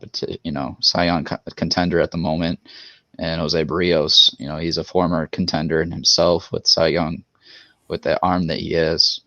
And like you did say, Vinny, this is a team that if they do trade for some pitchers that can go behind Barrios, they could get back into it, because Sox aren't running away with the division right now, and that's worrisome to me, because they can definitely catch up here. And hopefully we are able to grab 2 out of 3 at least. But this offense is going to have to come out if we want to win on the versus Minnesota. And looking at the pitching matchups, I might tend to go towards Barrios in that 3rd game, but I like to give us some quality starts with Giolito. But I personally think they should take 2 out of 3 here. And then going into Detroit, what I've seen so far, I haven't seen any, projected starters for Detroit yet for that first game.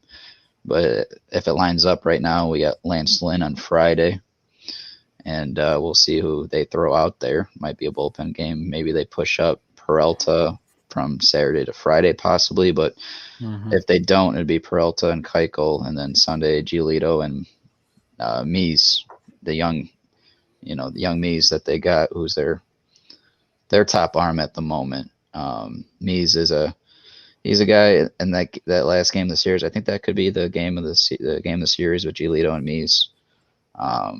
Maybe they push up Skubal on Friday to face Lynn. That could happen. Could be. Because with our game getting rained out, we were supposed to see Cease twice with Giolito as well, but now we're just seeing Giolito twice. So this is going to be an interesting series, and I hopefully keep up banging Detroit up.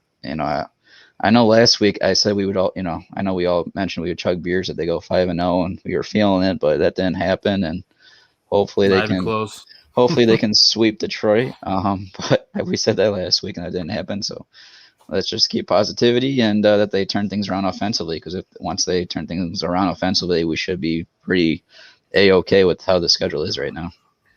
It's worth noting real quick, Vinny, is that it's supposed to pour the next 2 days. So we could potentially have 2 more rainouts on this list. But Vinny, I'll let you take it away.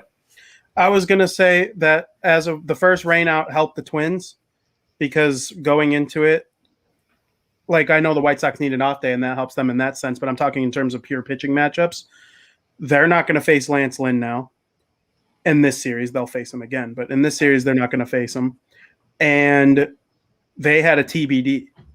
So we don't know what they were going to do on Thursday. Now we know it's going to be Giolito versus Barrios.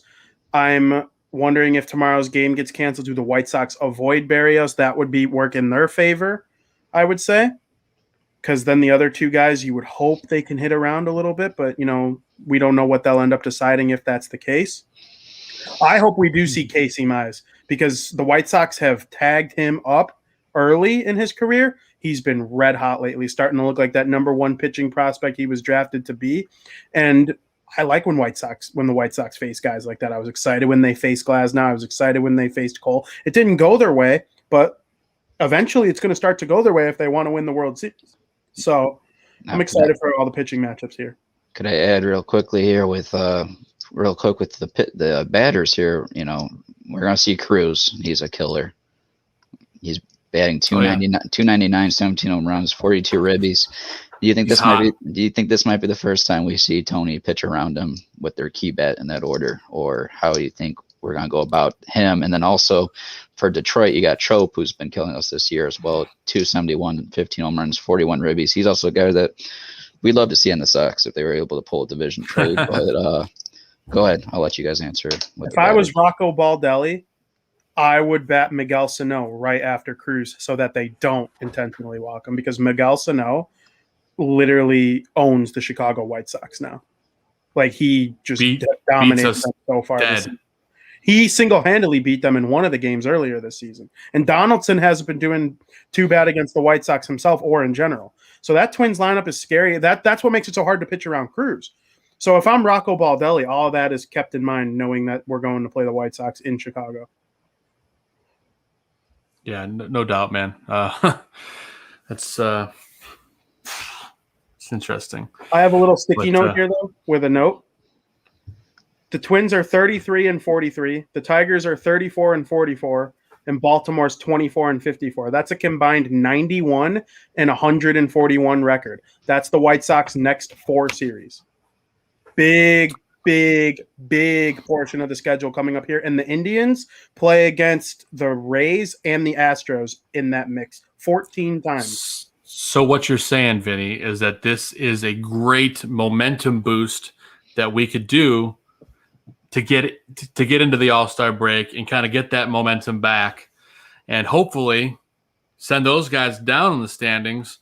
And we have a nice, potentially 8, maybe up to a 6 to 8 game lead going into the All-Star break. That would be ideal, right? If they play their best baseball against the teams they should be beating over the next 2 weeks, they could go into the All-Star game with a pretty lead, something we're not used to as White Sox guys. And we'll take it. And every game we get in the lead is more insurance for later on. That was the most basic thing I could have ever said out loud, but there it is. But it's true.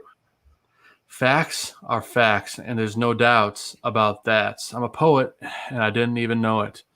And that's the point of the show where you stop giving me alcohol. I'm rhyming like Dr. Seuss over here. All right. Well, anyway, let's get to our last segment of the show, which is our guaranteed take. We're going to talk about something that needs to be talked about. So let's get into it.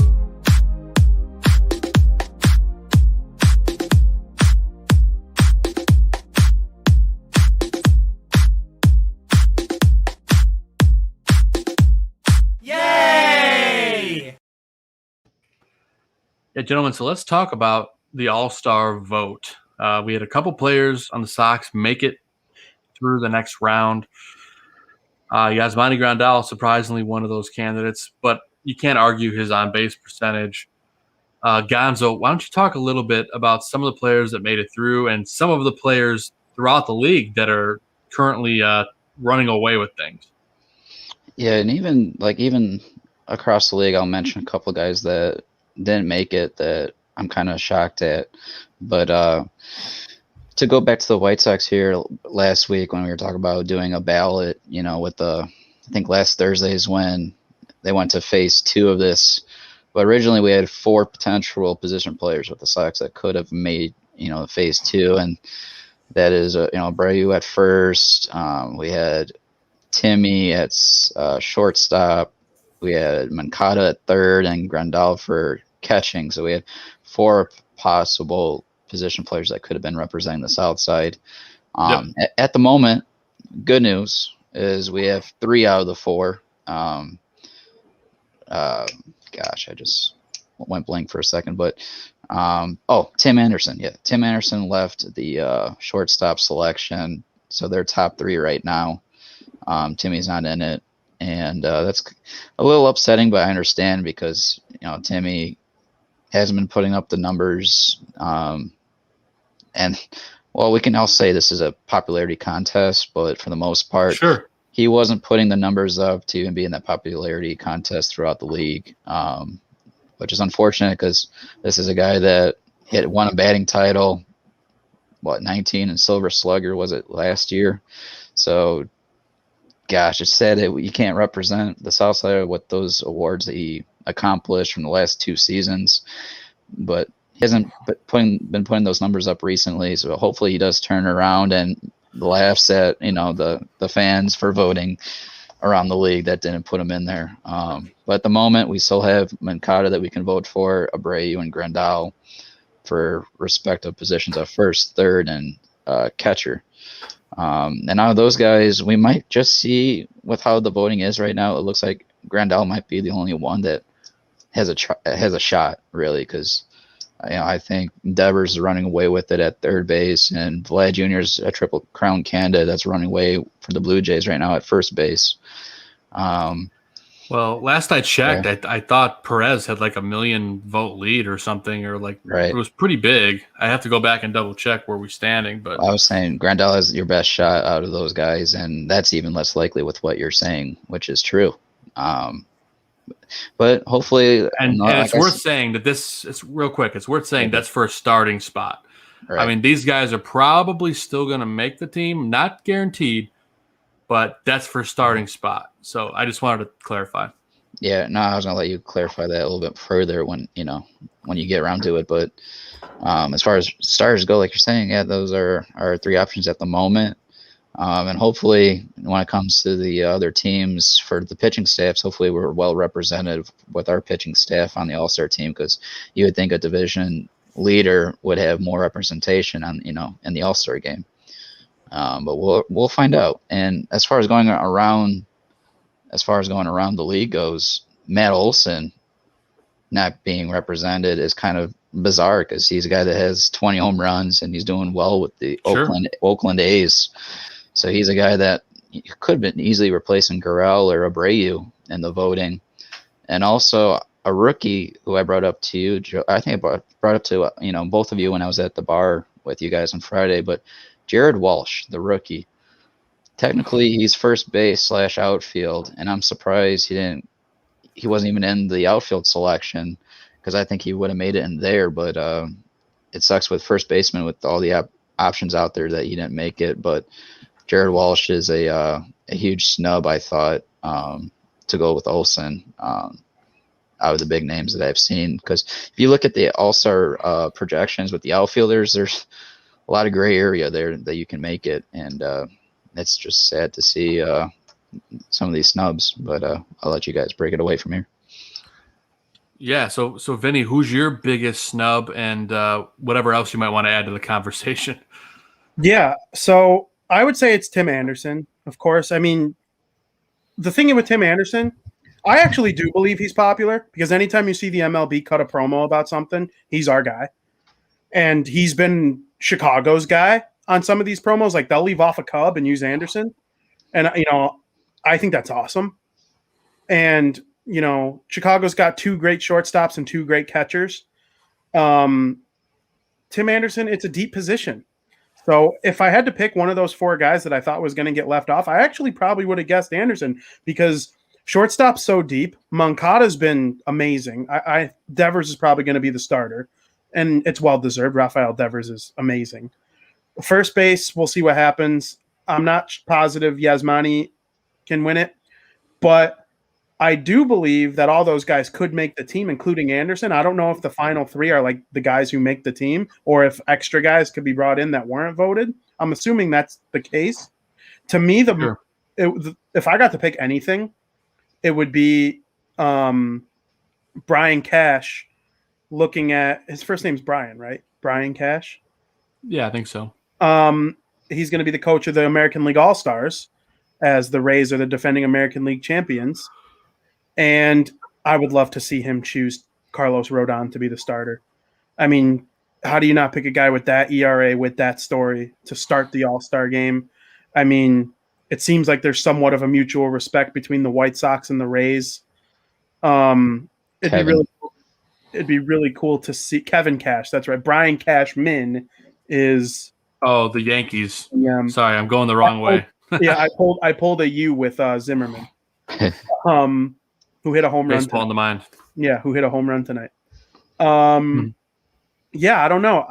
I like Yohan getting an opportunity, because people like to rip on him for his body language. Yohan Moncada is an amazing baseball player, and he deserves to be an all-star. He probably deserves to be an all-star the most out of any White Sox position player. And he's not flashy, other than his sweet music video. But, he's not the kind of guy who's going to mash 50 home runs. That's just not Yohan. He'll probably hit 15 to 20 every year, but he could put up 100 RBIs and play elite defense and be a premier contact guy. So I'm hoping he makes it to the team in general. We'll see if he gets an all-star like starter nod. But Tim Anderson's the snub if I had to pick one. None of the outfielders are. If Jimenez was there, I would think him. I don't know about Robertson his second year. Sometimes guys take a minute. I think he has the potential to be the best player on the team 5 years from now. But talking 2021, I think Jimenez would have been a safe bet. But we'll see what happens. Yeah, man. I just think I got to hammer it home with everybody else. Just get out there and vote for your White Sox. Go to whitesox.com, MLB.com. You can do it on your phone. You can do it on your computer. You can do it on your tablet. All-Star Game. There's almost like an ad, like a promo, like a deal between Google and the MLB.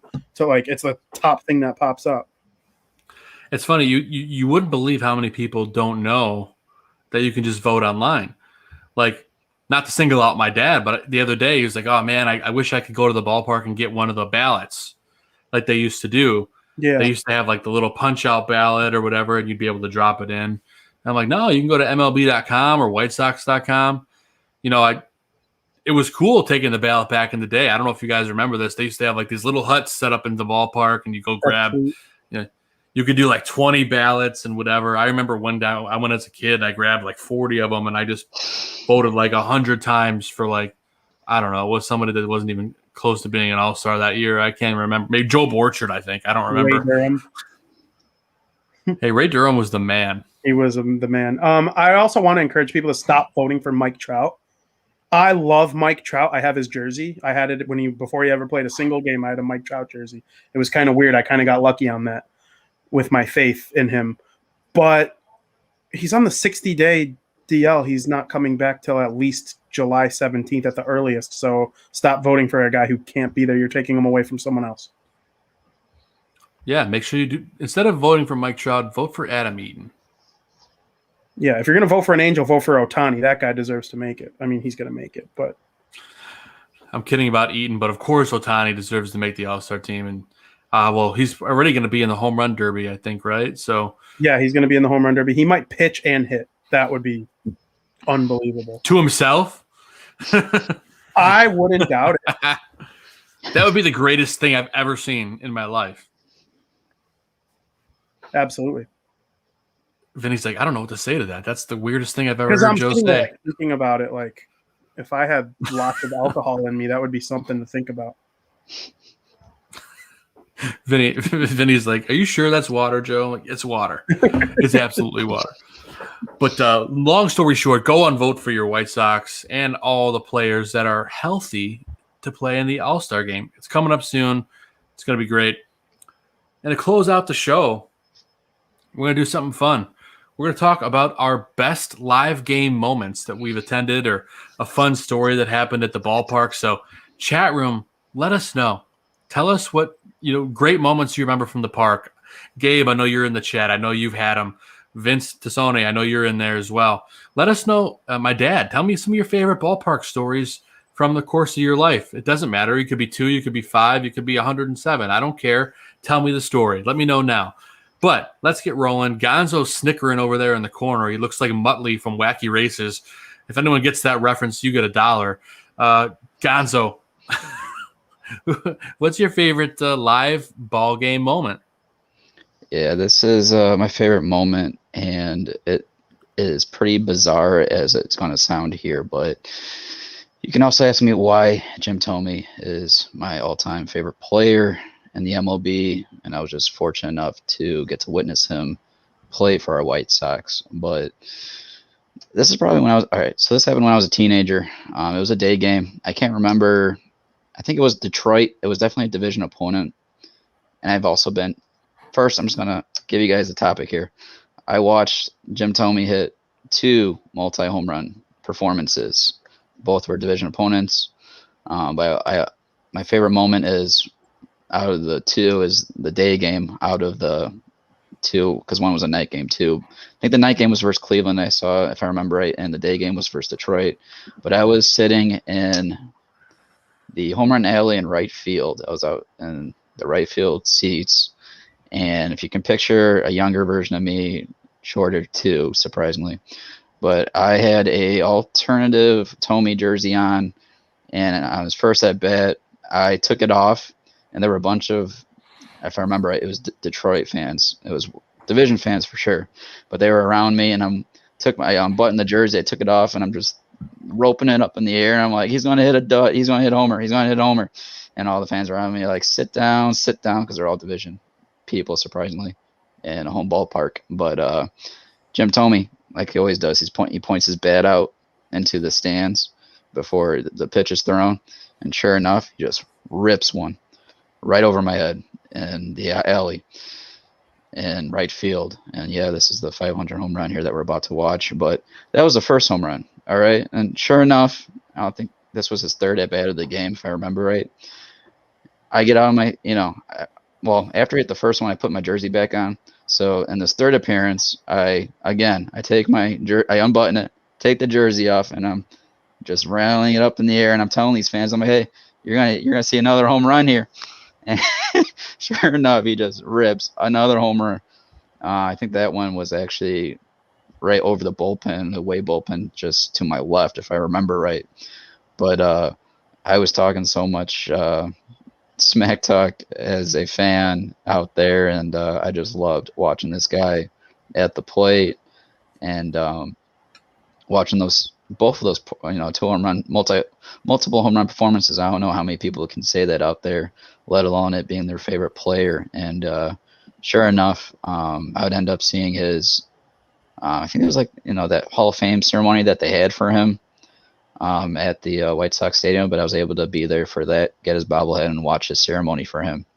But that was my all-time favorite moment, and it was from Jim Thome.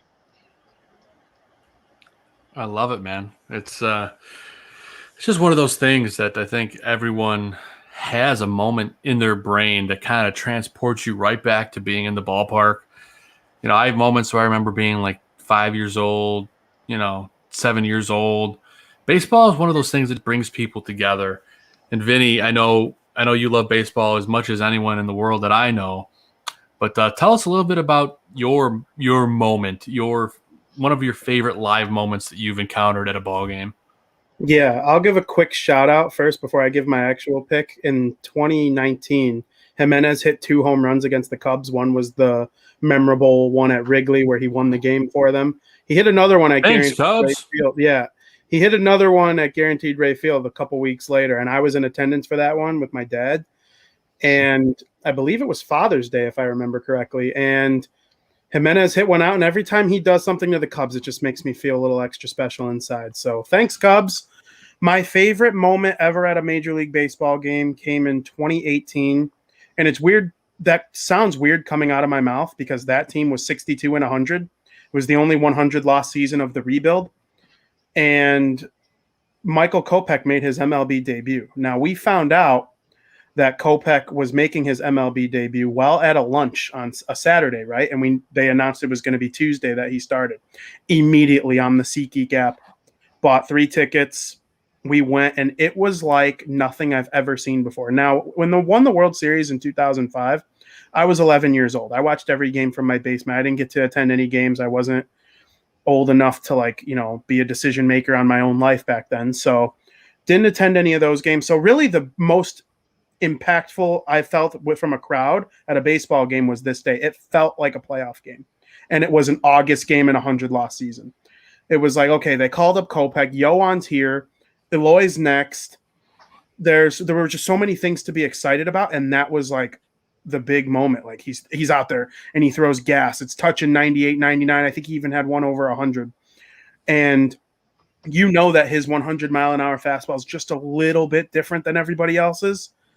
It dances in a way that not many, less than 10 guys in the world can do that. And that's why we need him now.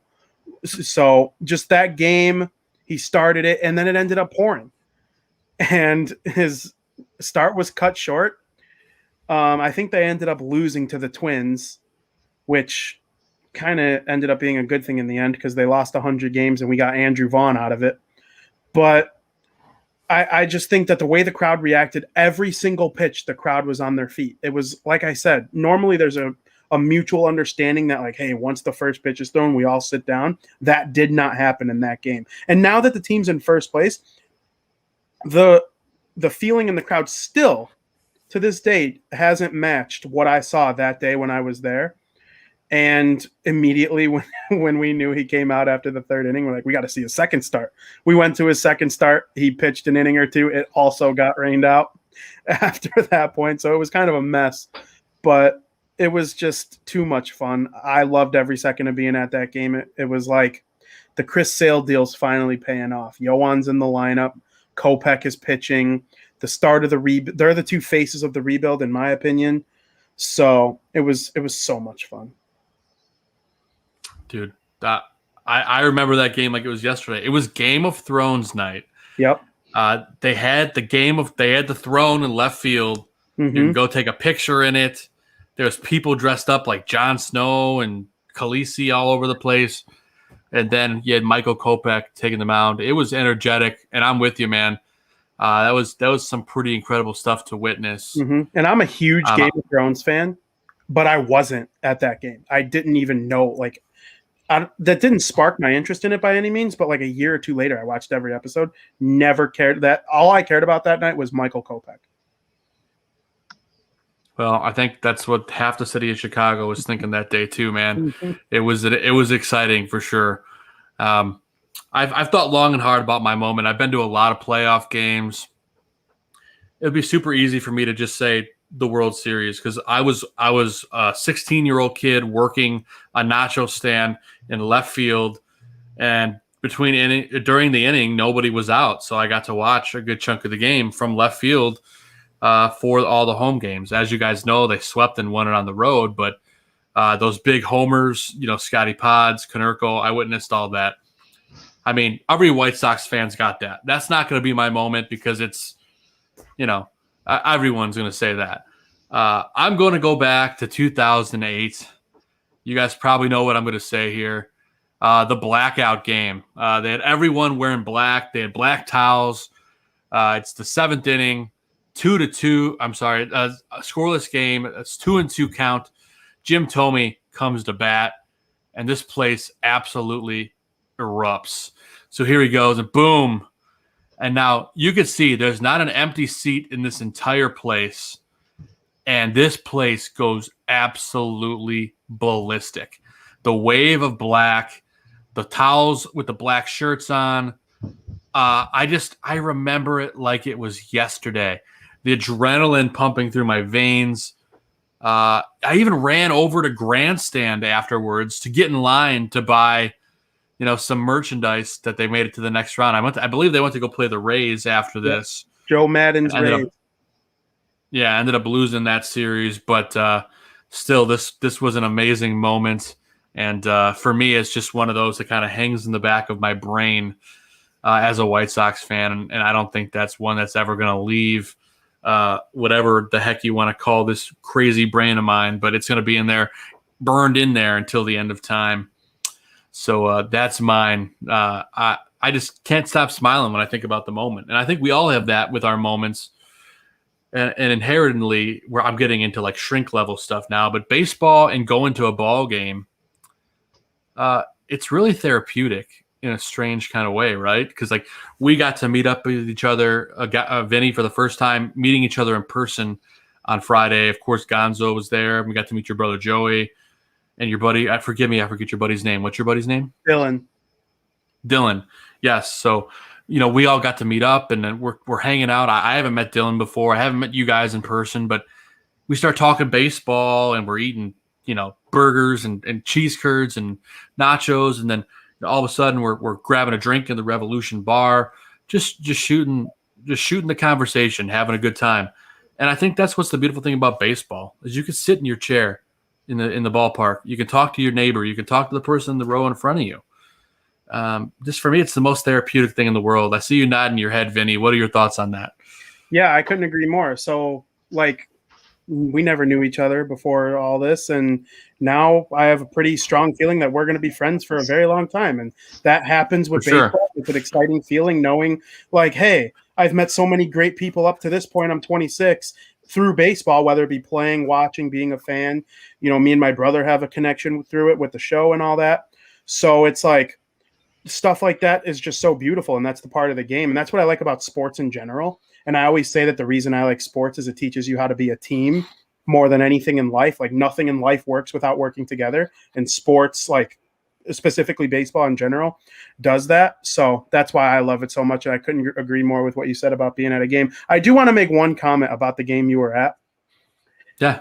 If you're Jerry Reinsdorf, Kenny Williams, Rick Hahn, Tony La Russa, any of you, I know you're watching. If they hold on and make the playoffs, I need it to be a blackout. That needs to be the theme of Chicago White Sox playoff baseball. Last year, it was all in Oakland. There were no. Amen. I know those of you who are watching who like hockey, the Winnipeg Jets have what they call a whiteout. They wear white every playoff game at home, no matter what, and it is just a sea of white. And they're really the only team in the league that does that in hockey. Like Blackhawks, you can almost always expect red just because it's the jersey color. But the White Sox need to embrace the blackout. That needs to be the playoff thing. And that fan base, the Cub fans like to rip and on the attendance and all that. It's a sleeping giant fan base. If they make the playoffs, that place is going to explode if they have success, especially in the social media age with guys like us pushing it. Oh, amen. Gonzo, we're saying how the blackout needs to come back for the playoffs. And I think it should be there for every playoffs. And I think that's something maybe Brooks Boyer and the White Sox, marketing team could really play up. That could be a giveaway when you go in, the black towel or whatever. Gonzo, what are your thoughts on bringing back the blackout? Well, if you want to change up a little bit, even make it like a whiteout, with the home jerseys. Something like that is exactly what, like Vinny's saying, we would love that. I mean, you guys remember I know you brought up the Blackhawks, but during the dynasty, I consider it the dynasty years from 10 to 16 at the very least, but you know how electric the UC is with Chelsea a Dagger, even the national anthem with Jim from the beginning. Steve Red. Those are probably the best, revenues to be in with that atmosphere. And I mean, we've all seen Soldier Field, for playoff games, the couple that they've had in recent years. But like in 18, I heard that was ridiculous in the playoffs versus the Eagles. But yeah, like it's sad that Sox get, the shots with attendance, whatever. But I don't know about you guys, but Friday, that was for reopening. That was pretty electric. And now that I love the strobe light that they added. Like that can get you, definitely all geared up, even enhances the moment, in my opinion. But I absolutely agree. Yeah. Yeah, and I was going to further take your point about the attendance. So according to Guess the Attendance at the ball game, the attendance was 32,189 on Friday night. Keep in mind that all day Friday, pretty much until we got to the park to eat and drink, it poured buckets all day. And they still got a little over 32,000 people out to the ballpark. And I don't care what anybody says, that park was as full as it was going to be on a day like that. And it was muggy, and people stayed the whole time and watched fireworks. The White Sox are back, baby. There's no doubt in my mind. They're back. The park is going to be jamming all summer long. And the three of us, and of course our buddy, not Ryan Zimmerman, Zim, will be joining us, of course, the rest of the season as well to talk about everything White Sox.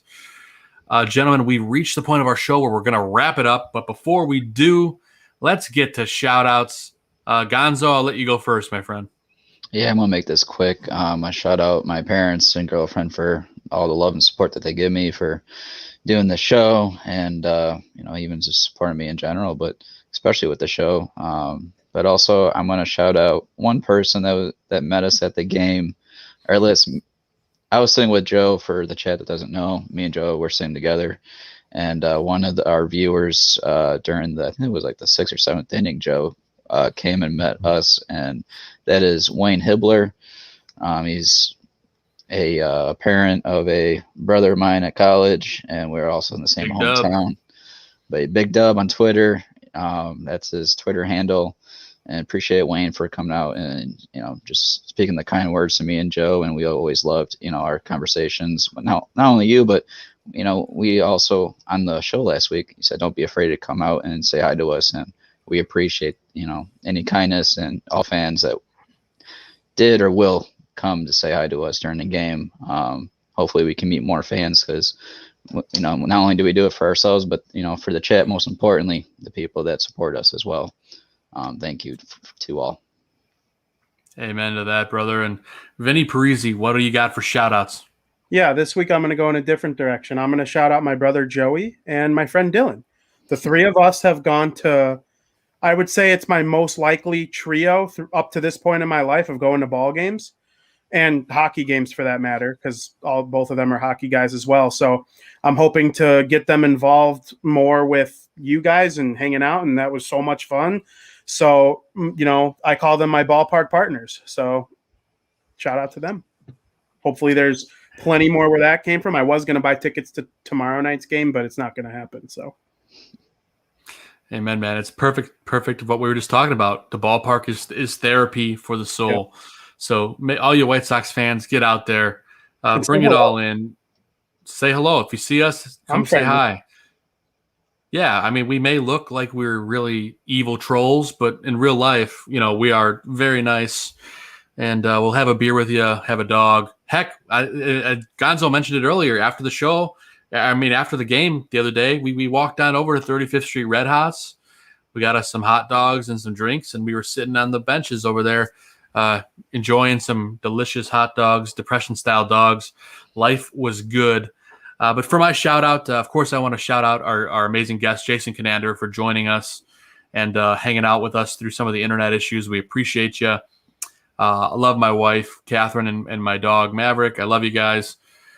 And I want to give a shout-out to everyone in the chat room. Vince Tassoni, Gabriel, my dad, Bob Mandel. Who else is in there? I'm gonna name everybody today because why not? I know the show's going long, but you guys are awesome. Of course, we had at the top of the show, we had Rena Z was in there.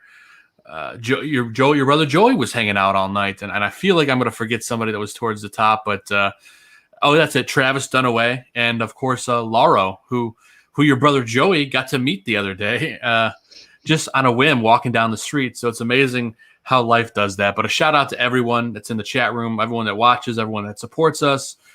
And, of course, shout out to all the other great shows on the Barroom Network. Gonzo's putting up a finger. What do you got to say? Yeah, to go along, you just said Vincent. He also gave us a shout out right before the show started on Facebook.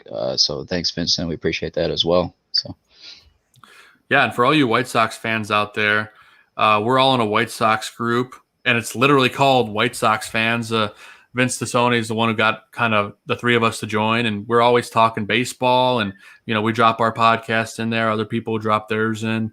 It's a great group on Facebook, so go ahead and join White Sox Fans on Twitter. It's a group. We'll be happy to have you. And along that note, next week is the 4th of July holiday on Sunday. Our show will be the following Monday, which is the 5th, and we are still doing our show. So we're going to be here probably same time, same place. We'll figure that out.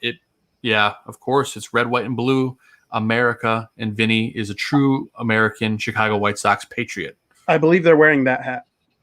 That's the official. Yes, they're wearing some sort of the Star and Stripes hat they do every year, a different take on it. And regardless of what it looks like, it's a beautiful thing, especially on the 4th of July. So God bless America. God bless the White Sox. And God bless everyone for tuning in with us tonight. For the South Burbs Hitmen, I'm Joe Mandel. This guy over here is Vinny Parisi, and below us is Chris Gonzalez. And then signing off for Steven Zimmerman as well. We will catch you guys next week. Hopefully the Sox get a winning streak going. It's going to start tomorrow. Maybe not. We'll see what happens. But either way, let's go White Sox.